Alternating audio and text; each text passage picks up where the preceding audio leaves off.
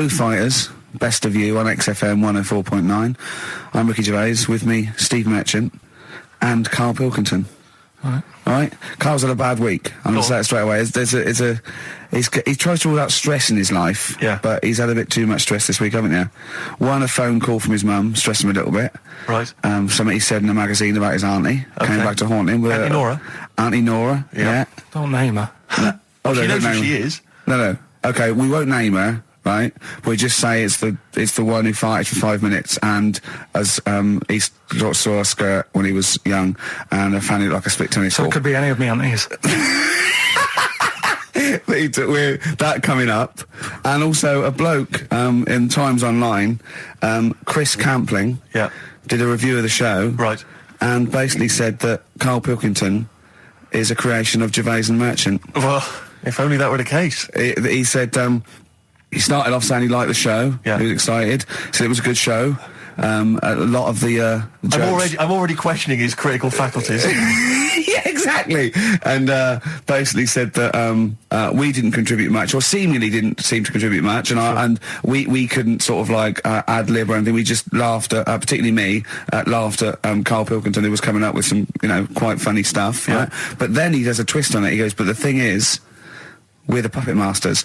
He's a created person. We've created the persona Karl Pilkington for our own amusement. Right. He bases this on simply that we talked about... What was it we talked about?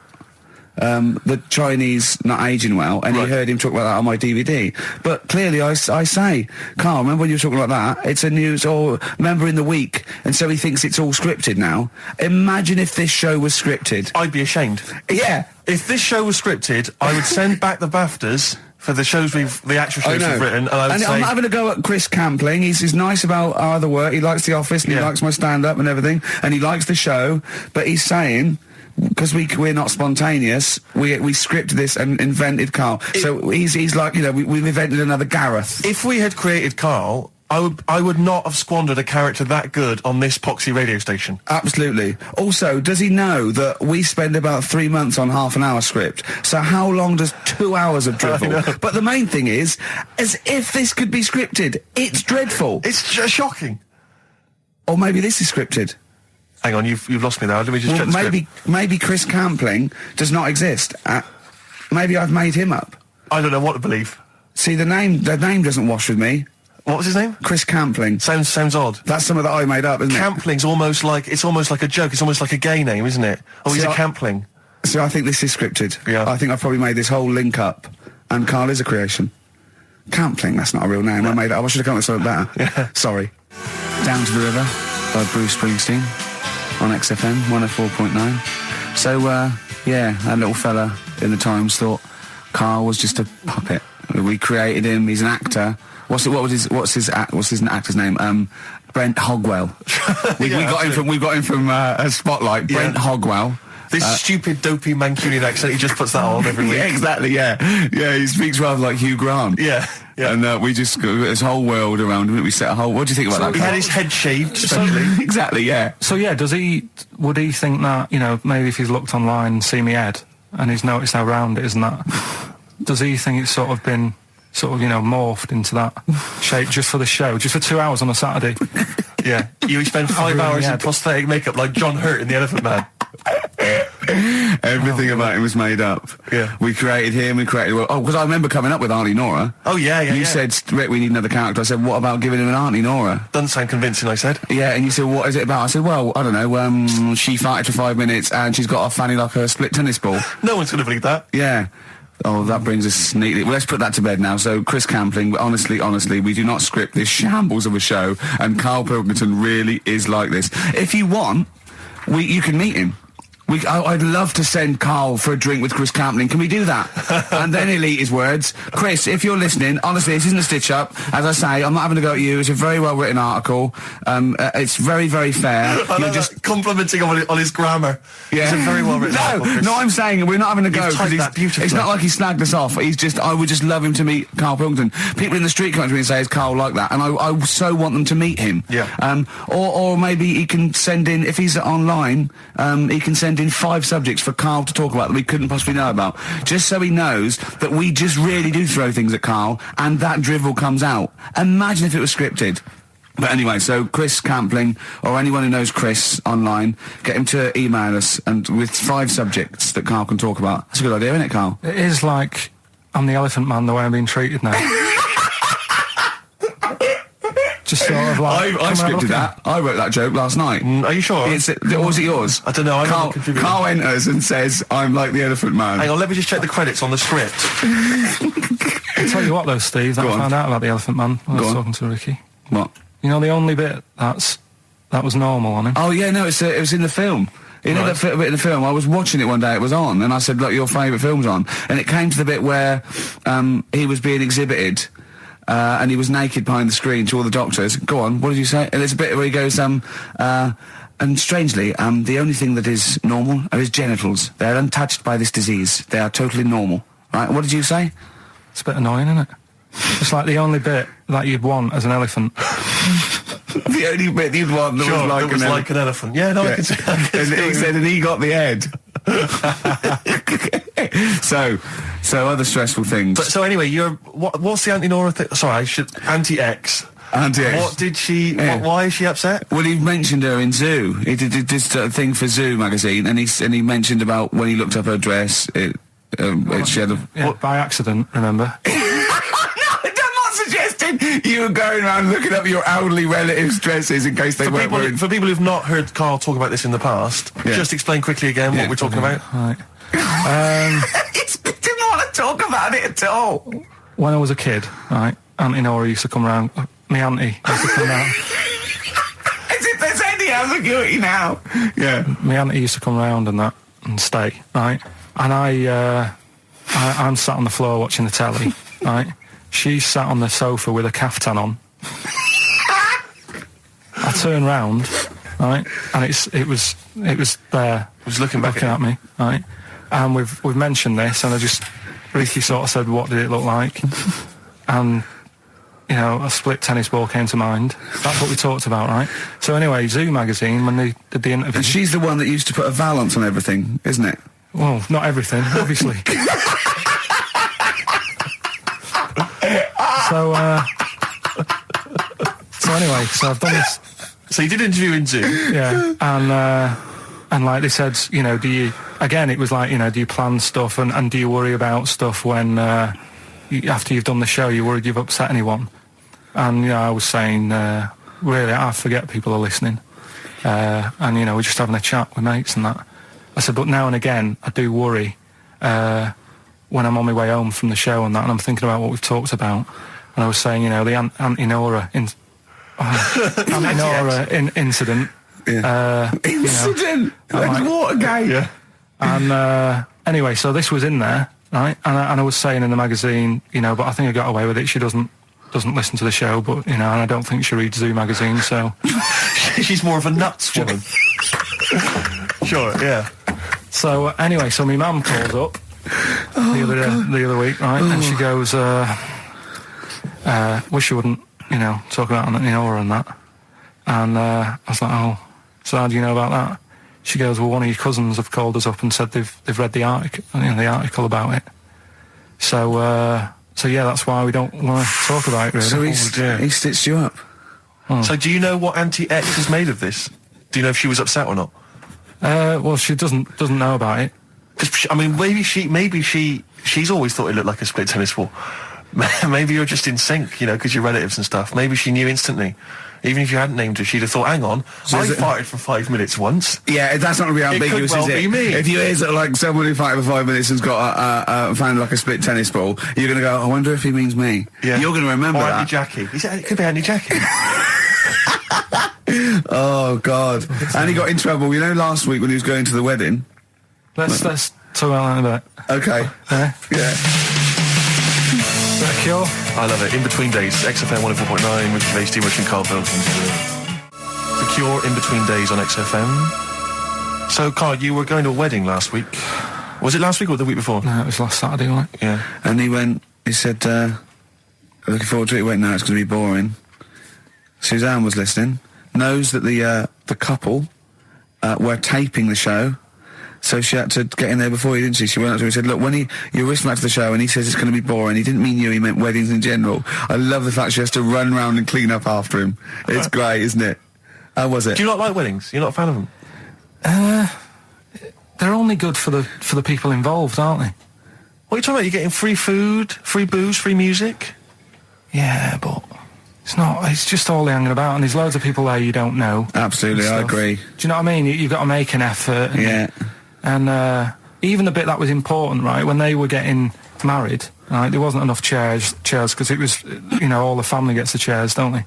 So I was sort of stood at the back. Stood at the back and that, watching, and I couldn't hear what was going on, because a woman was breastfeeding the baby. Oh! But what, how loud was this baby going away? You couldn't hear what was going on? So it was slurping and that, and she was like, I just thought, how hungry is it? Could it not have waited? Because you've all got to wait for the buffet or whatever later. I know. But also just in this. Well, there was two, wasn't there? Why didn't you?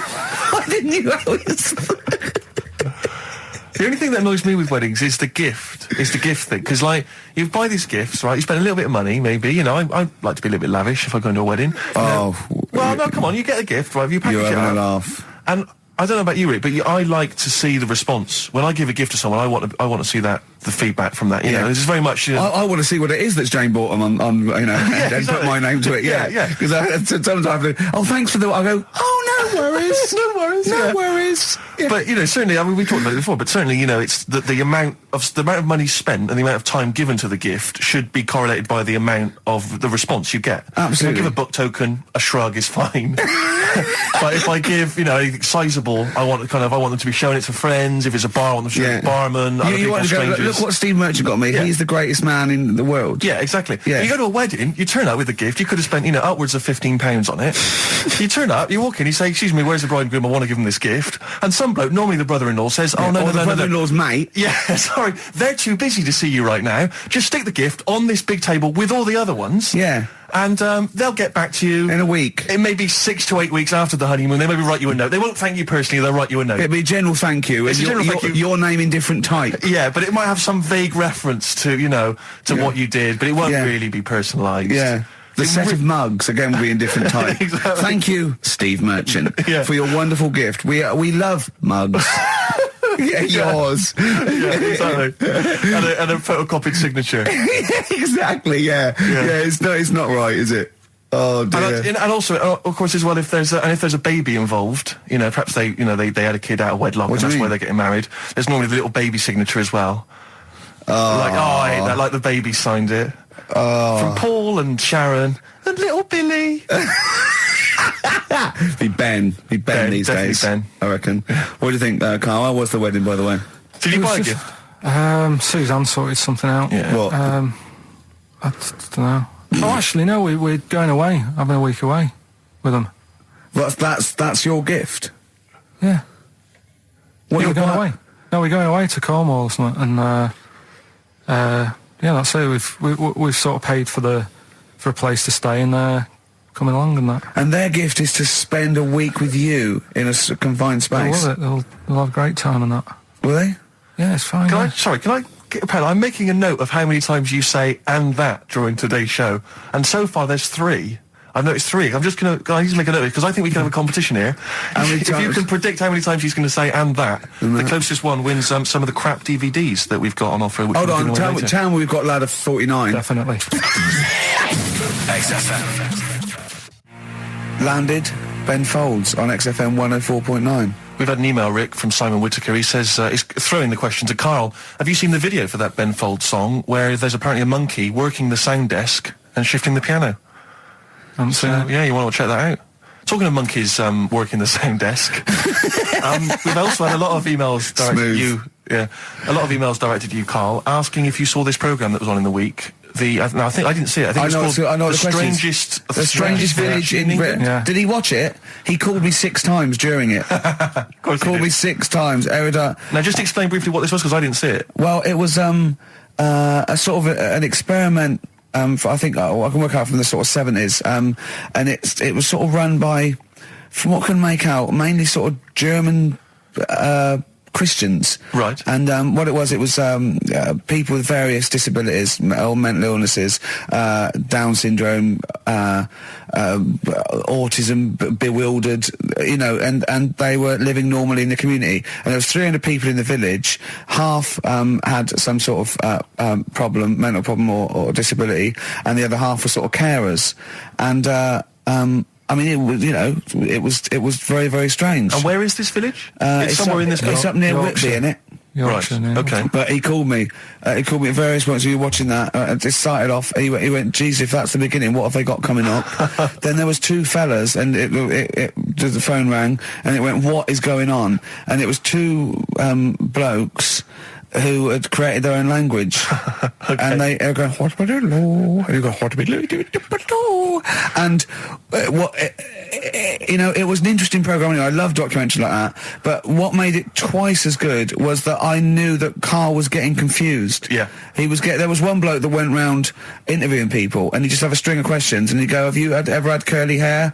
What's your favourite animal? Have you ever seen a badger?" All right. And Karl was getting stressed. It was stressing me out. Because he was trying to think of the answers quickly enough. Because he was sort of saying, you know, do you like mosaics and that? And I was like, oh, do I? And the next question was coming in.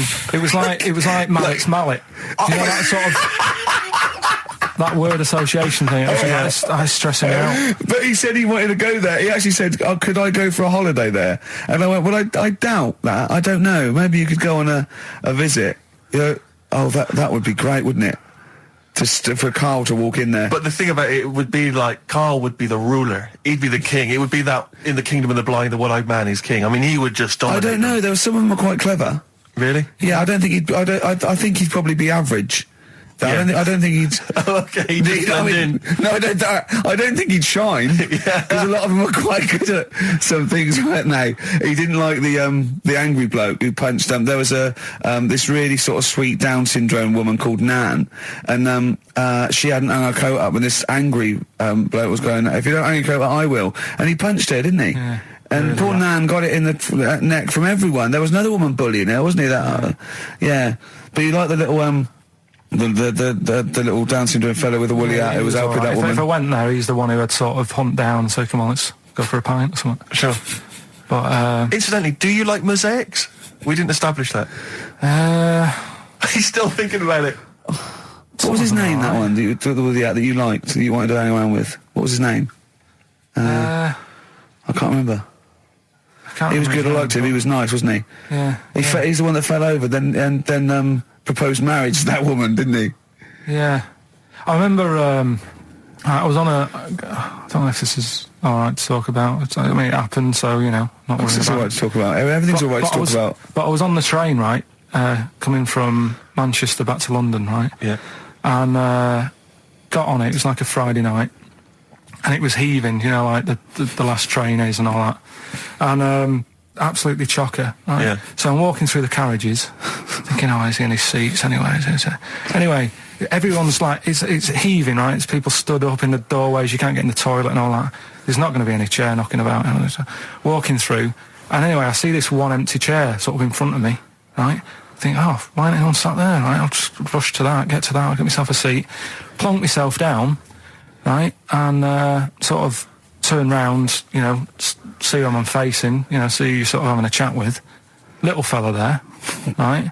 Little, Down syndrome kid, Right. Sat there, and he goes, "All right." And I thought, oh, right, not bad, but do you know what I mean? They're always talking, aren't they? You ask a lot of questions, right? So I was like, oh, here we go, 2.5 hours, and I couldn't get up because the thing is, that's obvious, Sure. right? So that's like mean. I'd never want to be mean. Do you know what I mean? No. At the end of the day. So anyway, so I think I know. I'll go to sleep. Clever. Right, so I shut my eyes, and he leaves me alone and all that. So then my phone goes, and I think, right, what do I do? Do I ignore it, or do I open my eyes and see what it is? Anyway, I open my eyes. It's Ricky calling about something, about nothing probably. Actually thinking about it, wasn't even worth answering. Right. So anyway, but I'm awake then, aren't I? So he's like, "Hello," and I'm like, "All right, mate." And he says, "You're muscly." You're right. Oh God! And I said, yeah. And he goes, why? So I said, no, just am. It's, again, stressing me out, because I was thinking, why am I muscly? I don't go to the gym. And, I'm not muscly, I'm in good shape and that. Well. So then he wants an arm wrestle. On a crammed train from Manchester, so I've got another hour and a half of this. When you talk back, he'd soon have got up and left. If you'd have started asking him questions, he'd have got up and left with the drivel you come out with. So anyway, do you know when you're under pressure, you're thinking, well, he's said that I'm muscly, right? So do I do it or not? And there's people watching, not joining in, not sort of having a laugh and that with me, just like watching but pretending they're not. Oh, and I'm God. at one of those table seats, and he kept saying, come on, I want to arm wrestle.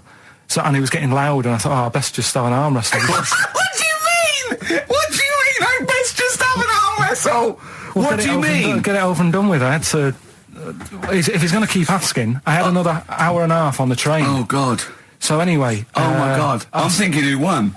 Well, I'm thinking, were people putting bets on? It was working. It was stopped, and just as well, really. What do you mean it was stopped? Was it game? No. He was winning. I was struggling a bit, right? Yeah. And he was really like, taking my arm down. And then he sort of let go and started laughing. And I thought, thank God he let go, because I would have made, you know what I mean? If I lost that, everyone's in the train looking, and all the rest of it. I never felt it suddenly serious to him. He's got to win this.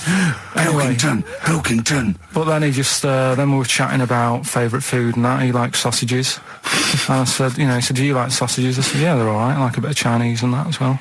And he was saying, I can't have Chinese. Not allowed Chinese. Why? Don't know. He just said, it's not allowed to have it. But yeah, I had a good long chat about stuff and that. But so you enjoyed it in the end? In the end, it was all right. Yeah, it's just. What do you expect? Okay. No, but it's that thing, isn't it?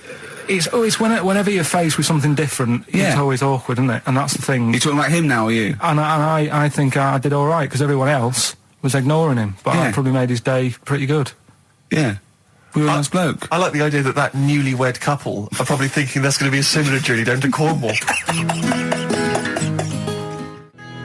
Rick, I know you like to occasionally share your musical tastes with the audience, and just talk about what you're raving about at the moment. But I can't get enough of this Bright Eyes album. I'm wide awake. It's morning. It's brilliant. Beautiful. It's beautiful. There's so many great tunes on there. It's one of those albums where it actually holds together as an album. You want to listen to it from the beginning to the end. It's dynamite stuff. I'd say go out and buy it. Oh, I recommend it to anyone. Talking of going out and buying stuff, Rick, remember? Well, you wouldn't know about that. Well, no. This is why I had to put out that appeal for free stuff, and we did mention that at the beginning of the first show, because we don't tend to get sent a lot of the usual kind of treats that a lot of radio stations and radio DJs get sent. Certainly, we never get sent music, Rick. I mean, we're probably one of the only DJs on this station that's allowed to play their own records. We're totally unplaylisted. No one ever sends us any records. I know, it's unbelievable. But we do get sent now, I'm pleased to say, some other stuff. And people are now beginning to see that, yes, if you do send us stuff, we will shamelessly plug it. We've just been sent the book of British hit singles and albums. That's a proper the new gift. edition. A great gift. That is not a CD from an unknown band who pressed it in their garage. Yeah, exactly. That is not a, will you review this book I've done about the history of punk? That is a lovely... I could easily give that as a gift at Christmas time, and someone would think that... Now you're thinking. Exactly. You're thinking you've saved 25 quid there, aren't you? Easily. Well done. Well, look, I mean, it's a lovely day, and if anyone's thinking of having a barbecue, could I suggest a lovely Banrock Station wine? Okay. If you don't know about, let me tell you about this. You know Tony Charlie, the manager of Banrock Station. Oh yeah. Well, he comments, being an Australian wine brand, we are very much pro the outdoor way of life, enjoying a barbecue with a bottle of wine amongst friends. Here. I agree with Tony Charlie, and it's a lovely, now, do they do both red and white wine? I think they do, but I mean, I love the full-bodied taste of the Banrock Red with maybe a fish dish. Absolutely. Although I've made an error. What am I doing drinking red with fish? Oh, come along. Well, I'll tell you, if you've perhaps finished the barbecue, we've got some guests around, the night is, it's still a balmy evening, perhaps you'd care for some Hope and Greenwood confectionery. I would love some. What sort of things are involved in that? We've got some delicious chocolates from Hope and Greenwood. They do make, and they, as you can see here, there's a wonderful presentation box. That is lovely. So if, again, you need perhaps to take a gift to perhaps a wedding or, someone else's kind of barbecue party, then, I'd have thought a lovely bottle of Banrock Station and some Hope and Greenwood would be the ideal. And if you've got anything to shamelessly plug, we've only got 2 weeks left, so please send things that are worth it, things we can drink, eat, Please do send it in soon. XFM. The magic numbers, forever lost. I was taken unawares because I opened that thing, what is it? The confectionery? Well, we were sort of doing it ironically, like people getting shameless plugs by giving us stuff, but then I opened it, and it's brilliant. It is brilliant. It's all retro stuff. It's got a curly whirly, a fountain, sherbet fountain. I've just been eating a drumstick that I didn't quite finish in time. It's got some of those little cola bottles. That's Hope and Greenwood and their confectionery, which are available now, the perfect summer gift. Perhaps you've got to go to a wedding or barbecue party. We've got some rubbish to give away now, haven't we? We have indeed, yeah. If only we hadn't opened that, we could have thrown that in the mix. I know, no, it's too good to give away. It's time for Rockbusters, the quiz that no one looks forward to. And we've got, as usual, the bunch of CDs, DVDs, I should say, which... Just tell me we have got another copy of Ladder 49. Ladder 49's right here. That's Brilliant. in the mix, yeah. How many did they send you? Joaquin Phoenix, John Travolta, Ladder 49, the movie that no one's seen. Yeah. I've never met anyone who's seen it. But it's owned by every single XFM listener. Exactly. Also in the mix, as I said before, we've got Priscilla, Queen of the Desert, which, if you haven't seen that on telly, I'd be very surprised. French and Saunders at the movie, the best of all the French and Saunders movie spoofs, which is, I think, on TV every single night. Yeah. It's a very gay giveaway so far, It's a isn't very it? gay. Well, this got will- Ladder this will- 49, the people in uniform. You've got Queen of the Desert and French and Saunders. Well, the gays love them. You know how much a fan of Chevy Chase. You know I love Chevy Chase. Yeah. Well, we've also got here National Lampoon's Christmas Vacation 2, which doesn't feature Chevy Chase. It was so bad, even Chevy wouldn't agree to be in it. So instead, Randy Quaid, who plays Cousin Eddie, it's him. Right. And on the back, I notice it says special appearance by Eric Idle. Brilliant. I mean, let's be honest. If a film's got a special appearance by Eric Idle, I know. it's probably not a classic. Is all Do you I'm reckon saying. they do Always Walk on the... look on the bright Let's side hope of so. life? That's Anyway, just- that's just some of the DVDs which you can win. And obviously the real reason you should enter is because you go forward to this big prize draw, which is in our last show, where you can win some actual quality. yeah, a signed Matt Groening drawing, and if you can see him drawing that on rickygervais.com, it is totally genuine. It's just there, him actually drawing it in front of your very eyes. Also, us made us Flanimals, and a signed poster by Nigel Tufnell. Christopher Guest. Sure. So proper good prizes. Yep. Just that this is, I think it should be the last one to get into it. Maybe next week, the 4 that we've got get down to 2 maybe. And then we get them on the line in the last, what do you think? Well, I'll be honest, I wish we'd thought it through. I don't know about you, but I wish we thought this whole Chris thing through. Campling, if he's got any ideas to how this show could have run, see, we should have scripted this. What we said, we just said to go in a drawer, didn't we? Did we? So Yeah, we hadn't thought it through though. but we can't keep swapping and changing. Well, we okay, haven't we can done do what it we yet. want. We can do what we We can do what we want, yeah.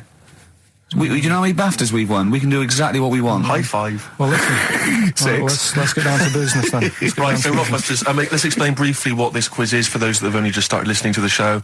It's basically blockbusters. Well, you say that, Rick, but it's not, is it? I mean, that Blockbusters made sense. Yeah, This well, is this just is the thing. incoherent. Carl thinks this is a cryptic clue going, right, a fella is walking along and oh, look, there's the fish. What does that mean? Trout No, spinners. some What? of I them, mean, some of them are hard because they've dug them all some out. are hard because they don't make sense. No, but they've dug them all out because they're going to put them all on the website for people to play along with, and they came to me for the answers, and some of them are pretty tricky. I couldn't answer them. So, I love that. Anyway, the only man that can outwit himself. right then. So the first one then, here we go.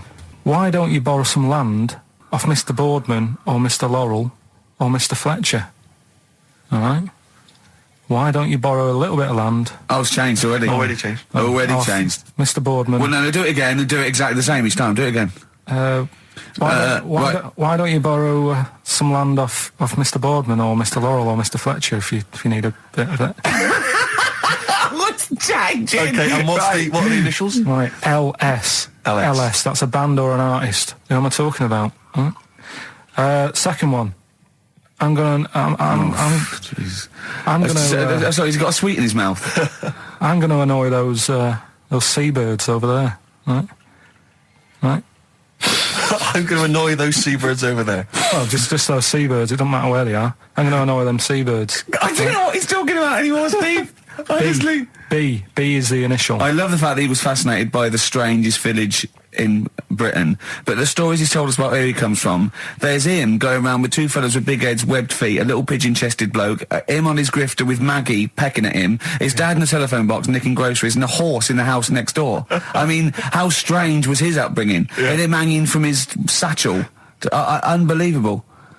There's another woman who I remembered. Actually, I'll tell you later. Go on, what? No, I'll tell you later about another woman who I remembered. Give us a teaser. It's just a woman who rode around on a 3-wheeled bike with her husband in a basket. Right, I'll tell you about right, and the final you don't get clue. Teasers like that on any other radio That's a hell of a funeral service. Right, listen. Right, the final clue. What the Scouse fella said to the robber who he found in his house next to his vineyard. Oh, Jesus Christ. What? Again? Right, so what the Scouse fella said... Right, this is going to be a pronunciation thing. ...to the robber he found in his house... Oh, God, I've lost the will to live. I want to get in that woman's basket on the street. We'll just be driven around for the rest of my life. The initials there, A.W. A.W. Who is it? All right. Well, email in and that. Shall we have also on the text 83XFM? You can win Christmas one to get National all three. Lampoon's Christmas Vacation 2 and Ladder 49. David Bowie? Yeah, watch that man. David Bowie, watch that man on XFM 104.9. Now, coming up, Steve and listeners, I'm talking to them mainly. I'm not really. I'm talking to you and Karl really. Yeah. But coming up, an old feature. Knob News. Oh, Knob News. The welcome return of Knob News. Yeah, and Monkey News is still there, isn't it? Yeah. Just briefly, you don't think you really gave that competition justice, did you, not handing out the email? No, let's just quickly whiz through the questions again. Yeah. John's texted in, by the way. He says, I never get any of the Rockbusters clues. Is this a good or a bad thing? Definitely a good thing. Definitely a good thing. Definitely a good thing. Yeah. Yeah. All other people do. Well, First one. Why don't you borrow a bit of land off Mr. Boardman or Mr. Laurel? Or even Mr. Fletcher. Right. LS. Second one. I'm going to annoy those seabirds. Right. B. And the last one. What the Scouse fella said to the robber he found in his house next to his vineyard. AW. If you know what they are, email in or text in. Tell us about the woman. What's the text? Quick. Well, 83936 on the text. ricky.gervais@xfm.co.uk on the email and that. Right, and that. Mark that one down. just make a note of that. And that. Right, tell us about this woman. Well, it was just because you were saying about the, our living. We are broadcasting now, aren't we? This is actually going out. This is live. This isn't us sort of like... Yeah, but you were just talking about how I lived in an odd village. Yeah. With kids with big heads and all that, right? And what I wanted to do... What is that again? There's 2 kids with big heads. Yeah, they just had sort of big heads and webbed hands and that. They went to my school. And when I spoke to my dad the other day, because I'm going to see my mum and dad tomorrow. Oh, yeah. So I said, have we got any school photographs with the big-headed kids in? And he said, no, nobody bought those sort of school photos because they were in it, so it was always a bit ruined. So I said, well... No! No, he said sales would, because he obviously talked to other dads and stuff like that. And he just said, oh, no one bought them. But anyway, so... I would love them. Yeah. That's why I'd buy them. Yeah, but I wouldn't stand out, would I? If it's on the mantelpiece. Yeah, well... But anyway, so I was talking about, When you say they had big heads, what do you mean? Do they look like someone from Doctor Who? They were just quite big. But they weren't related? No. So why did 2 blokes with big heads and webbed feet? I lived in a weird area. There was a chemical plant close by. I can't believe you've never told us that before. That explains a lot. Not just the freaks in your neighbourhood, but... No, there was loads of weird stuff going on. There was this, like I said, there was this woman who used to live in one of the council flats, right? And she had a 3-wheeled sort of big, what do you call it? Son, 3-wheeled son. He was the weirdest bloke we ever knew.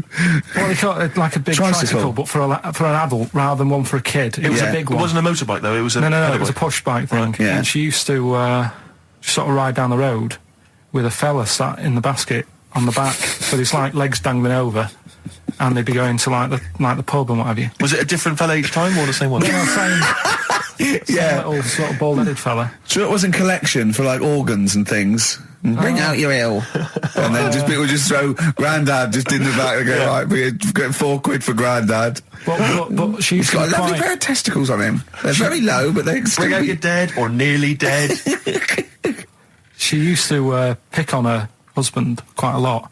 They'd be in the pub and what have you, and they'd be sat by themselves, but she'd always be sort of, having a go at him, moaning at him, sort of pushing him about and that. So my dad and his mate, right, they went round to their house, knocked on the door, she answered, and he said he was a copper, right? He said, Detective Pilkington, going to come in and have a word. So I'm just going to make a note of impersonating a police officer. Yeah, but for the good, he went in and sort of said, now, I've heard, superhero. Yeah. I've heard, you picking on your husband a lot. Yeah. We'll be keeping an eye on you. Do it again, and there'll be trouble. And she backed off after that. She was all right. And how was the husband? Was he still in the basket, though? Was he allowed to ever sort of, like, ride up front with her? Or was he just always in the basket? She'd sort of stopped picking on him in public places and stuff. That's like good. That. Just You can't get done, can you, just for doing that? I think impersonating a police officer Well, is you a criminal probably did. offence. There was no gain. I think you can't impersonate a police officer full stop, but I think they'd probably be lenient on him that he was, But let's face it, he's not going to be caught because why would anyone know about it? It's not like his son's going to say it on a radio station, is it? And stitch him right up. Is this something you did generally? Kind of a little bit of light vigilante work? Just whatever, him and his mate, just, if they saw something going on, they go, what can we do? Sure. What little scam can we do, or whatever. Oh, that's fantastic. That is brilliant. Right, okay, coming up, Knob News. And Monkey News. And Monkey News. And the answers to Rockbusters. What a show. Signs on XFM by Snoop Doggy Dogg and Justin Timberlake and a bunch of other people. Yeah. Ricky Gervais, Steve Merchant, Karl Pilkington. Sorry, I was just enjoying that Hope and Greenwood confectionery. Lovely. I wish I had something to wash that down with, Rick. Won't you have a glass of lovely Banrock Station red wine? Oh, lovely. It's barbecue friendly. Yeah, perfect. Good. So just keep sending stuff in for Free free. stuff, please, free stuff. Good stuff. Carl, what are we talking? What are we doing? I've got something to tell you actually. We teased Steve about not ever spending any money. I'm careful with money. I'm not. Yeah. Guess what? He's treating it like he's nurturing this, right? He keeps running off, right? In the edit, he's having a suit made, and he wants to be just right because I reckon he's forking out quite a lot. He's having a suit made. Think of that, him. Let me tell you this though. I don't want you thinking I'm getting all flash with my cash. It's very hard to buy off the peg when you're 6'7". So it was a necessity. Carl, I don't want you thinking that this is the beginning of some new phase. Well, is everything you buy sort of made to measure? Or? No, I'm afraid if only I could afford it, mate. But no, I'm off the peg generally. But in so this what, instance, like properly done and that? Just yeah. It's the full thing. The full works. Got to keep going back for fittings. They got that little bit of chalk, the pins. That's where I had mine made. You know how good I look all the time. Did you have to have that thing done where they say what side do you wear your member? What side you dress? They don't say what side you wear your member. That would hardly be a euphemism, would it? So they say what side you dress, sir. It means what side your little John Thomas leans, doesn't it, on rest, usually to the left, isn't it? Your little left testicles. If I say to you now, what side do you wear? Hang on. Do you know? It would be left. It would be the left. That's what I mean. If standing there, right, with nothing restricting it or holding it in or holding it up, right? It sort of leans. Your one ball is sort of like slightly back and lower, isn't it? And your little John Thomas rests there, so it's left. And the reason they ask it is so they don't put the tape measure up on the left and squash your willy or touch your willy. So it's nothing to do with like, well, you'll need a bit more room of sort of more material on that side, or. Well, no, I don't think they compensate. It's just when they when they stick that up into your groin, they don't want to come in contact with your little. The thing is, I don't know what side I wear stuff on. I just sort of pull my pants up and wherever it wants to go that day. But maybe it's not big enough to sort of make any, real decision. But like now, I'm sat here right with my jeans on. I don't know where I am. Well, that's clear from hearing you talk. No, but what I mean is, if a fella said to me, "What side are you? What side's your member on?" Member. What is this the use of the word member suddenly? I'd go. Well, it's not. It's usually not appropriate. And also, I imagine in the old days they had big baggy pants. They used to sort of like hang down. And now, like with those stretchy boxers and briefs, it's sort of held up in a nice little, neat little parcel, isn't it? So it's probably not appropriate. It doesn't come in contact with your little snake. So, Did you ever? What have you ever heard that? Are you telling me a tailor has asked you that and you went, "What do you mean, mate?" No, I've never. I've not really had one made to measure. I had one made when I was a kid, but since then I've sort of bought a suit off the hook. But when you were saying about buying a suit, I know that question sort of crops up and I don't know what the answer is. It just annoys me the way I don't know, there's no surprises anymore. Do you know what I mean? People know. What do you mean? He's going to go, right, I'm going to measure you now. Which side shall I measure? Go, well, potluck, go on, have a look. Right, there you go. Oh, you got it. You took me no, up. but What do you mean there's no surprises anymore? What are you talking about? Everything you say is a surprise. Everything you say, every opinion you have is a surprise to me. What I mean is, why aren't people just happy just to go, well, depends, doesn't it? I'll just pull the pants up wherever it wants to go. I'm happy. What do you mean? Why is this such a big issue? But Karl, when they ask you this question, they're not making a note of it somewhere. It's not statistical research to find out what the kind of common leaning is. It's a question so he doesn't touch it when he's using his tape measure. Just be careful. But he is being careful by asking the question. But what's wrong with him touching it anyway? If he's, I mean, it's only like a slight. Fair enough. But if he just sort of, knocks it a little bit, you can just go. Do that again? To me, it's the same as the prostate thing. It's just happening all over again. It's but a doctor doesn't go, what side's your arse on, sir? Trying to avoid the arse. He wants to go, he knows where your arse is and he's aiming for it and he wants to get it up there. He's aiming for it for a good cause. This little fella's going, well, I've got to measure his leg. I don't want to touch the knob. I'll just ask him, sir, do you mind telling me where your cock is so I can avoid it? It's a big difference. But like I'm saying to you, I'd have to have a look first to let him know. I don't know where it is now. I don't know. It could be the left, could be the right. Are you telling me you don't know where your knob is without looking? Well, what do you mean without looking? How could... Well, you're saying it as if like... Should we have a guess? Well, have a look and tell us where it is. And what are you wearing? What sort of pants are you wearing? I've got my jeans on.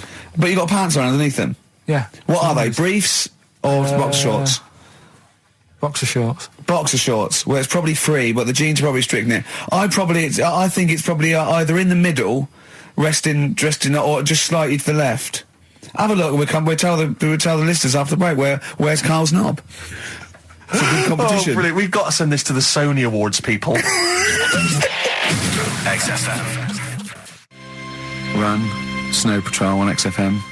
Well, big question. Where was Karl's knob?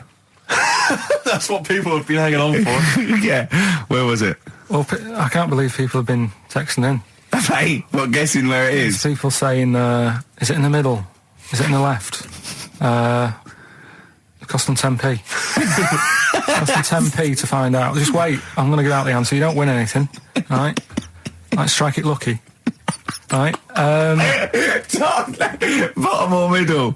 Right. It was to the left. Oh! Yeah.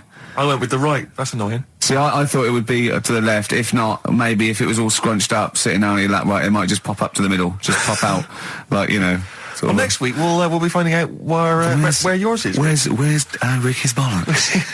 Right then, which leads us nicely into... Knob news. Oh, it's the welcome return of knob news. Right, okay, it's very much like the news at 10, this, isn't it?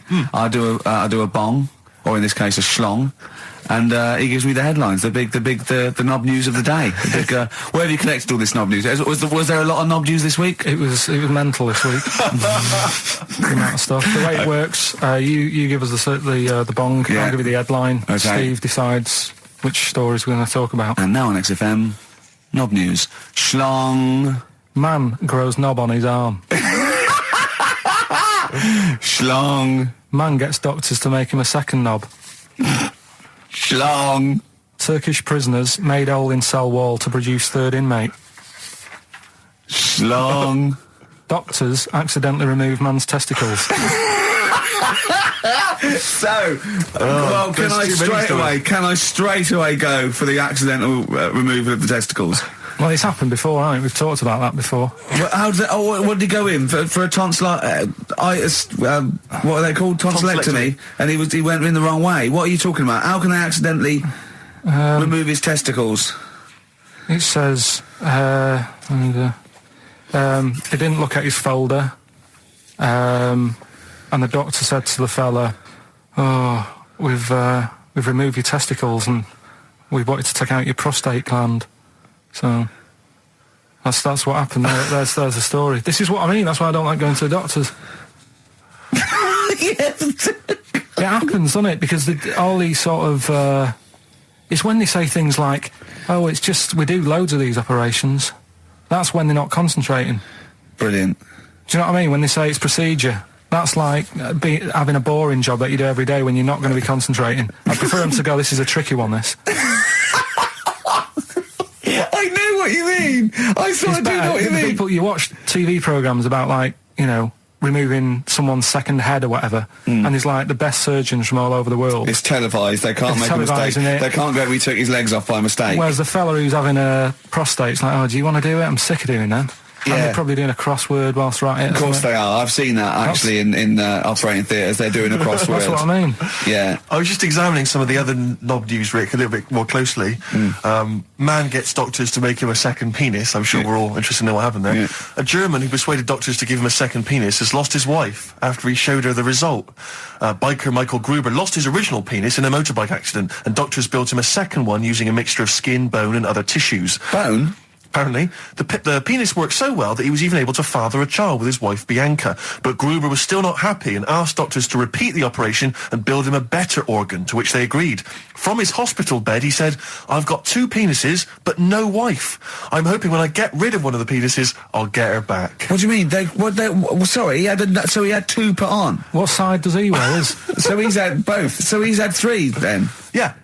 Yeah. This is probably the thing that happened with Hitler, when he had 1 ball, but he had 3 at one point, didn't he? So he just got one in the Albert Hall, gave his mum one, and got the other one. Man grows penis on his arm. I mean, why people are constantly losing their penises around the world? I've no idea. But why on I didn't the realise arm? it was a bit... What do you mean why on the arm? It's just a graft, isn't it? Yeah, but put it on, like, your buttock or your side. You can't wear a short-sleeve shirt. Why do they've done that before? I don't understand it. Why not just graph it onto the side of your leg or something where it's high up, close to where it should be? I don't know. To get it used to the environment. Like when you were, like, released a duck into the wild. I've never understood that. If there's a doctor, again, you know, we had a doctor last time, if there's someone who can let us know why they put it on the arm. So they can keep an eye on it, presumably. He's not going to work with this knob on his arm. He's probably in a hospital bed and under examination. Right. So what do you think? They pop the knob on the arm, say, come back in 3 weeks. What do you do, by the way? I'm a mechanic. Keep the long sleeve shirt, because the blokes go, why have you got a knob on your arm, mate? What are you talking about? He doesn't go back to normal as a teacher. Sir, what is it? What is it, Simpkins? You got a knob on your arm. No, don't worry about that. Do your maths. What do you think this bloke's walking around with a big knob coming out of his arm? Why on the arm? So they can keep an eye on it. So it's not... But if he's in bed, just get him to not put any undies on or whatever and just have a little sly look at how it's going. Even in hospital, if you're in a shared, like, little hospital room, people going, oh, I've had heart problems, what's your problem? He's there with his arm out. He's got his knob out! Yeah, but I don't think it counts as indecent exposure when they're grafting a knob on your arm, sticking that up the bed. Imagine if he's driving, he's just got it out the window. People driving by. Yeah. The fact that at the end Is that bloke giving me the finger? At the end of the man grows penis on his arm story, it says, a Moscow surgeon said the man will be able to have sex in a few months. He said, women will never suspect. But what kind of a doctor talks like that? Yeah. I'll tell you, it's his cock now, seriously. The birds will never know. He'll be able to go berserk. Yeah. They'll never realise we grew it on his arm. That is unbelievable. Will he have a little scar on his arm, do you think? Yeah, I don't get it. Like I say, 83936 if there's a doctor out there. Or indeed if you've ever grown... Or a tailor. Making you a shirt. What side do you wear your cock on, sir? It's on my left arm. What's this? Bit of stones? Yeah, beautiful. Lay it on me. Wild Horses by the Rolling Stones on XFM 104.9. Well, I think the listening public would have enjoyed knob news there. Oh. So, I mean, there was a lot of knob news this week. I was surprised. You know, I would have thought it would be hard sometimes to get knob news together, but... I would have thought it would have been part of a bigger news programme, but, I mean, I don't think we'd dedicate a whole sort of, like John Craven's news round. Yeah. A whole 5 minutes to knob-related news. Yeah. There was other news, was there, in the week at all? Karl, it wasn't just all knob-related, you didn't just research. No, they're the ones that sort of stand out. There was Christ on a crisp. Right, what's that? That's obviously a crisp that someone vaguely thinks looks a bit like Robert Powell. Yeah. Yeah, what a load of twaddle, yeah. There was a bloke who can blow up balloons using his ears. What do you mean? Look at him. Just, well, it's all connected, isn't it? That's, you're just redirecting it, aren't you? Pointless, though, isn't it? It is pointless. No, I'm sort of downplaying it like it's no big deal, but it is pretty impressive. It's not. When was the last time you blew up a balloon? Oh, I don't know. That's what I mean. It's not needed. It's not impressive. That's what I mean. That's why. But you could say that about any form of sort of like bizarre entertainment. I don't think you have to hang yourself from hooks. But a lot of people go and see Jim Rose Circus. I mean, I wouldn't. I don't see the. But would you go and see that? What a man blowing up balloons did? No. If it was a mate of mine, I'd go do that thing you can do. To a group of new friends, I go, all right, then I'd get on with it. It to me, it's below an average card trick doing something like that.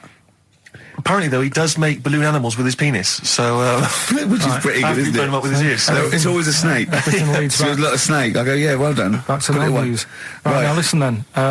What about another feature we'd like doing? What? Song with a story. Okay, he's been working on this, hasn't he? Hasn't he? He's like a producer, isn't he? Yeah. But with a completely round head. Just saying that, you were saying I don't like music, but I'm saying I do if I can hear what they're singing about. And there's a reason to sort of listen to it. Have you turned into 50s dad? What is this? No, but it's like, it's nice to have a song where you go, I can't turn it off because I need to know how it ends. You know what I mean? It's like a mini... Right. It's like a mini film. You can't sit through a film unless it's got a grotesque in it. He can watch The Elephant Man because he's getting a glimpse of this... He's waiting to see the bloke's face. That's all he's waiting for, right? And so 3 minutes is about as much as you can maintain his... well, last week we did Babushka. Yeah. That woman dressing up, sort of tricking her husband, then it sort of backfires and that.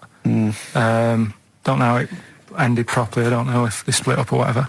But this week... There's no follow-up. Kate Bush isn't now penning the sequel. Right, go on then. So what's this week? Pinball Wizard. Right, okay, what's the story there? It's about this sort of deaf, dumb and blind kid. Right. Who's good at pinball. That's it. So I don't believe he would be good at pinball. But even if he is, it's a lot to give up, isn't it? Just for that. Well, he didn't give it up. No, but it's not like, well, you can't even say to him, oh, a lot of bad news and that, but you're good at pinball. It's just a bit rubbish. I mean, does he even know he's playing pinball? Is what I'm saying. Do you know what I mean? And it's not hard, it's just moving the thing, just hitting the buttons hard. Yeah. It's not like, if he was good at Pac-Man or something, you go, oh, yeah. But it wouldn't scan, would it? Well, I mean, what were they thinking of? What were the Who thinking of when they wrote this? Well, let's have a listen to it. But, you see, now, he's a Pac-Man wizard. It kind of works. Yeah. He's deaf, dumb and blind, though. Yeah. That's pretty grim, isn't it? It's rubbish, isn't it? Well, don't say that. All right, that's all right, I can't hear you. No, but it is like, it's just the worst, isn't it? I can't imagine what that would be like. It's pointless. Like being a tapeworm or something, isn't it? It's just... No, but what I'm saying is, what sort of a life is that? It's horrible. It is a bit like being one of those creatures deep in the ocean. Well, look, can I just answer your questions? It must be terrible. Yeah, that's what I'm saying. Yeah, job done. But would you want a song about it? And, he's good at pinball. But it's not a real person. We were getting onto the realms of people with disabilities. But he is not a bloke that existed they sang a song about. Well, listen to it. Anyway, Well, it's not a true story. I don't need to listen to it. Let's have a listen. Oh, okay. Pinball Wizard by The Who. A little song with a story there. Like a little deaf, dumb and blind kid. Thoughts, Karl? I just... it's depressing, like I say. I don't know why... Is he enjoying playing the game? I don't know, let's get Pete Townsend on the phone. Karl, what are you talking about? I'm just trying to... Listen to the lyrics, right? Deaf, dumb, blind kid. He can't hear no buzz and bells. He can't see any flashing lights. He plays by sense of smell. Now, I'm pretty sure that isn't a scientific document Pete Townsend is reading out there when he wrote this song. He's making it up. But the thing is, with all songs or stories, there's got to be a little bit of realism to it. What, do you know what I mean? Why bother putting money in it? Just let him hit the buttons if he's happy. That's true. That's a fair point. That is a fair point. That is a fair point. Yeah. That is great. Yeah, well, I think you've made Daltrey and Entwistle and the whole crew look fools. Yeah, they won't get fooled again.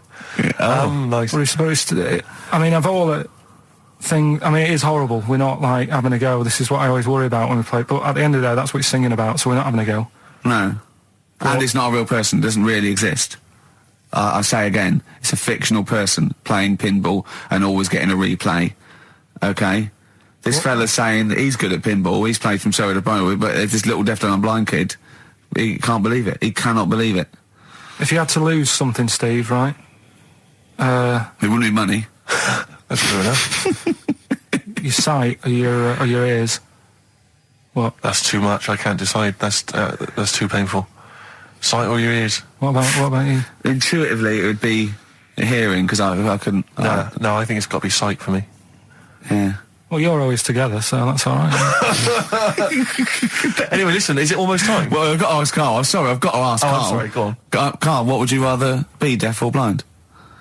When does this question ever really come up? When the doctor goes, well, listen, you've got well, we can either lose your eyes or your ears. It's up for you. This is never a decision that has to be made by anyone ever in life. But go on then, would you rather be blind or deaf? It depends where you live. So. I'm not even sure these are PC terms, blind and deaf anymore. Would you rather use your sense of sight or sight of hearing? Depends where you live. What do you mean it depends where you live? Well, say if you lived in, like, a barren sort of, Africa or whatever, right? Now to sea, right? Sure. So you could lose your sight. Sure. But if you lived in a woman's locker room... Well, if you lived in... Quite noisy. Yeah, it's quite noisy. Stop banging that door. Yeah, I'll have my sight, lose my hearing. But if you live in, like, New York, loads to see, but a little bit noisy. Sure. So... Perfect. That is a brilliant answer. Unbelievable, once again. Can we have monkey news? Oh, this show's like one long monkey news, isn't it? When you tune in to hear Karl Pilkington. I don't know. I'll tell you what, why don't we play a little short track? Right? What was short track? What? What is it, Steve? It's Green Day. Green Time Day. of Your Play a Life. bit of Green Day. We'll cram in the monkey news. We'll play the ads. Justin's here. That'll be that. Right? Go on. That's what we'll do. Green Day on XFM 104.9 with Gervais, Steve Merchant and Karl Pilkington. We need the answers quickly, Karl. Rockbusters. We're running out of time. We've got Rockbusters and monkey news to come in this fun-packed show. Give us the clues. Give us the answers. Right, the first one was, why don't you borrow a little bit of land off Mr. Boardman or Mr. Laurel or Mr. Fletcher? Go on then. Right, sure. what am I getting at there? The initials were LS, Yeah. right? Lease a Stan's field, right? Because you're borrowing it, that's leasing it. It's Stan Boardman, Stan Laurel, and it's a field and that, isn't it? Second one, I'm gonna annoy those seabirds. That was B. What you doing when you're annoying a bird? You're bugging it. What's a seabird? A gull. Buggles, right? Bug gulls. I don't know where to start, mate. Right, don't worry about it. I don't know where to start. If we had more time, don't worry, I'd throw him out of a window. Right. What the Scouse fella said to the robber he found in his house next to his vineyard. Go on then. That was A.W. Yeah. That was A, me Winehouse. Right? What? A, me Winehouse. What? A, me Winehouse. What do you mean winehouse? It's a vineyard. It's a cottage in a vineyard, so that's like a winehouse. Say it again. What was the clue again? Amy Winehouse. Well, yeah, but what do you mean? Amy. Why is he saying? Why is it a robber? Because the robber's getting in, and he's sort of saying, "Hey." But what's the robber got to do with it? Why is it just a normal bloke? I don't say. Why is he saying Amy Winehouse? Why is he saying that? He's saying to him, "Hey, get out." No. Surely her name isn't A. Get Out Me Winehouse. Her name is her name isn't A. Get Out Me Winehouse. Gavin Thompson got them all right. He's in Edinburgh, so he's winning ladder 49, and that's safe. That's on the. And he's going into the prize draw to win those. I mean, this better be a good monkey news, Karl. That's all I can say, because that was drivel. Amy Winehouse. Play the jingle. Oh, chimpanzee, that monkey news. Right. There's this monkey, right? Yeah. And it had been, do you know you hear about monkeys being badly treated and stuff like that? Yeah. So, anyway, it goes into this home. It's 14, this monkey. It's called Matty, right? Goes into this home where it's looked after. What do you mean home? Just like, just a little monkey home, right? Okay, so zoo. Yeah, kind of, yeah, but they haven't got any other monkeys there, right? What have they got there? They've got just other animals and that, but not that many monkeys. But anyway, because he's there on his own, again, you know... When you say monkey, do you mean a chimpanzee, by the way? Because you usually do. Yeah. I can't believe that journalist thought this was scripted. Amazing. So anyway, yeah. So he gets sort of pally with the people working there and that, and it's smoking fags. It's having a drink at night and all this, right? What do you mean it's having a drink at night? How? It's all here. It's all here, Steve. I mean, we haven't really got time, but Well, don't say it's all here like it's proof. You've got another stupid story that someone has put onto the internet. Someone sitting at home in their bedroom has put onto the internet. So he's having a fag. He's drinking a lovely glass of Bang Rock Station. Yeah, the wine that's perfect for a barbecue. Yeah. Anyway, it's loving life. It's forgetting about its past and everything, right? When this other monkey comes along, Oh no. Trouble's brewing. Go on. right? That comes in. Something said. Right, forget it then. Forget it. No, forget it. XFM. Forever Lost. The magic numbers, and the magic number is 104.9. Oh. XFM. I'm Ricky Gervais, with me, Steve Merchant and Karl Pilkington. Right, 2 more shows. 2 are off air for I don't know how long. Is that 2 more including this one? Yeah, no. 2 more after yeah, this one. yeah, no. It's this is one, and then there's another one. Right, 2 and more that's shows. the last one. There's Okay, 2 right. more shows. Yeah, Including this one. Well, starting now. Starting now, If 2 I'd more have said this at the end, it might have been ambiguous. That was But I've why said I it at the was beginning. There's 2 hours. That's a whole show. Right. So there's 2 more shows. 2 more shows including this one? Yes, well, Okay. obviously. So 1 more show after It's this only one. 1:05. After this show, 1 more. Yeah, one more. Yeah. Next week there's 1 more show. That makes 2 altogether. Oh, no, now it's only 1 more show. Good night. Okay. Now, it better be a good one, Karl. Have we got Rockbusters? Yeah. To win those prizes? Check. Have we got Monkey News? Check. Is it a real Monkey News, or is it something that's is. slightly made Always up that is. you... What? Always is. Check. Okay. Knob News? Yeah, we've got a bit of knob news, yeah. I'm worried that Knob News, because it's only about penises, is a little bit sexist. Have we got any fanny facts? Can we sort that out for next week? I don't want to alienate our female audience. Welcome to Minge London.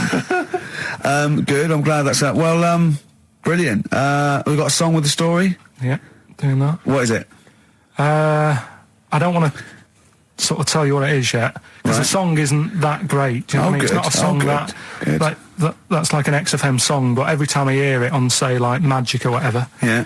I have an argument. 105.4. Yeah, I have an argument with Suzanne that, you know, what I think it's about, and she says, don't be stupid, it's not about that, and I'll say, no, it is. And so we're going to decide who's right. Yeah. Well, I don't know what song you're talking about, and I don't know what the argument is, but Suzanne's right. Definitely. No doubt about it. Yeah. We'll have a listen, but I'm hoping that once people sort of listen to it again with my thoughts, every time Well, they this hear it, song sums up what people should think of you. It's don't believe a word. All right? That's the sort of links I'm capable of. If that doesn't bag us as Sony, then nothing will. Thin Lizzy, don't believe a word on XFM 104.9. I'm going to miss this show. It's been good. You might be the only one. No, well, you know, so we'll come back again. We've got a lot to do over the next few months, but maybe for Christmas or just after.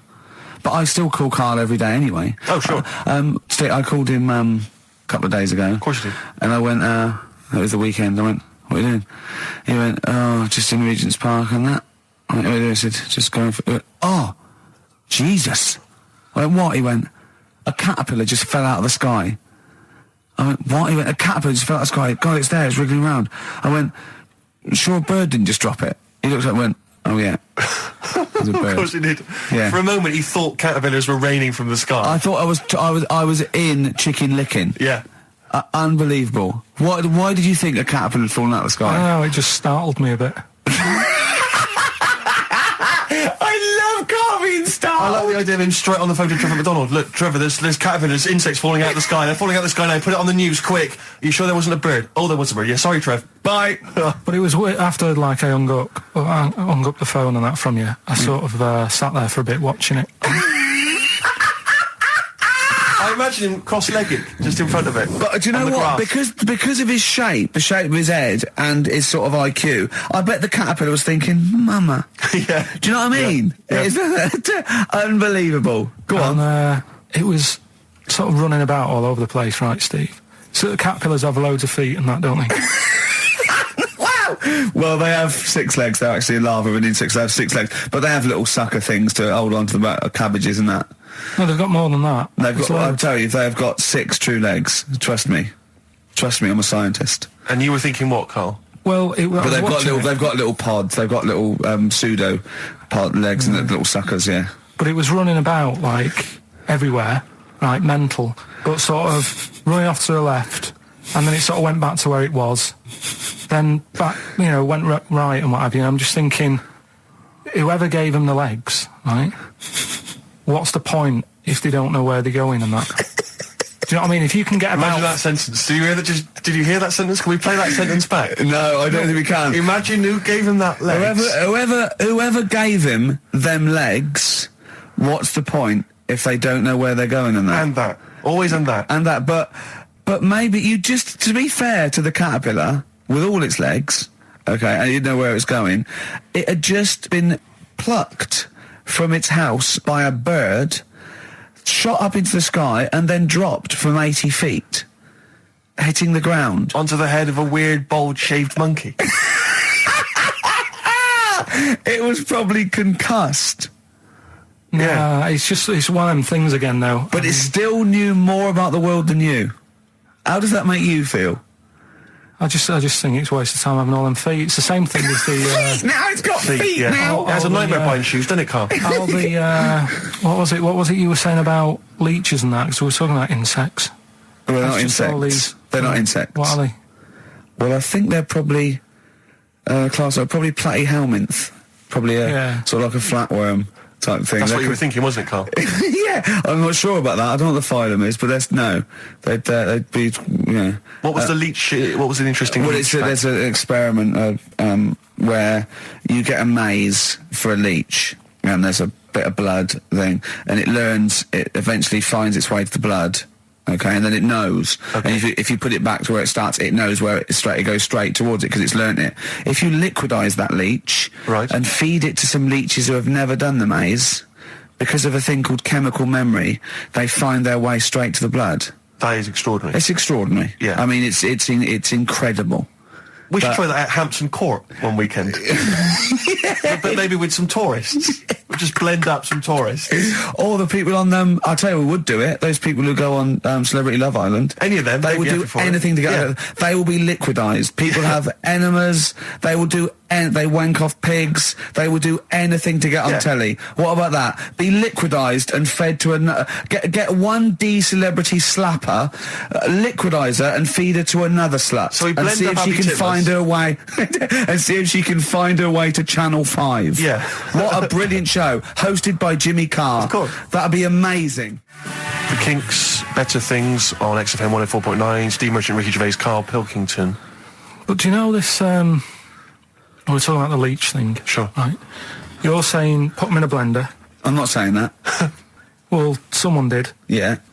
Why were they doing that in the first place? Do you know what I mean? How did they find out that if you put leeches in a blender... I don't know. They probably feed kept them to notes. another- I don't know. No. But what made them? Were they just having a laugh? What made them go? Was it a party? It was a It was couple, yeah. a couple of 40-year-olds. They were at a party. It was a couple of research scientists. They'd been given £1 million, and the boss was coming around to say, "What are you doing?" And they were just making a smoothie, and they went, "Quick, See, Mr. this is- Yakamoto's come round, throw in some leeches."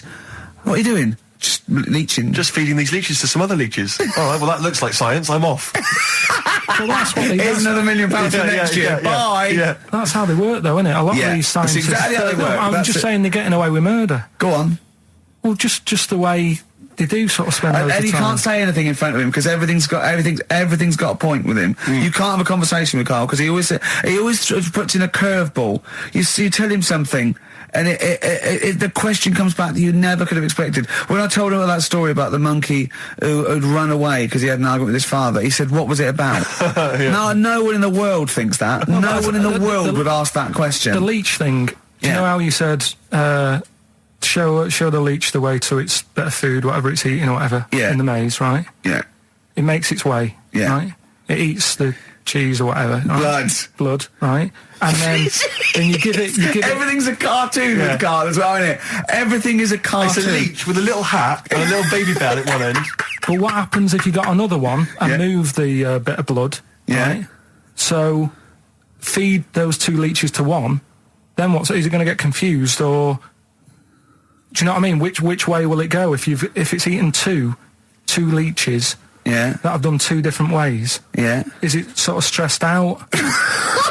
I don't know. It probably knows both routes. It probably goes, well, there's one over here. Oh, there's one over here as well.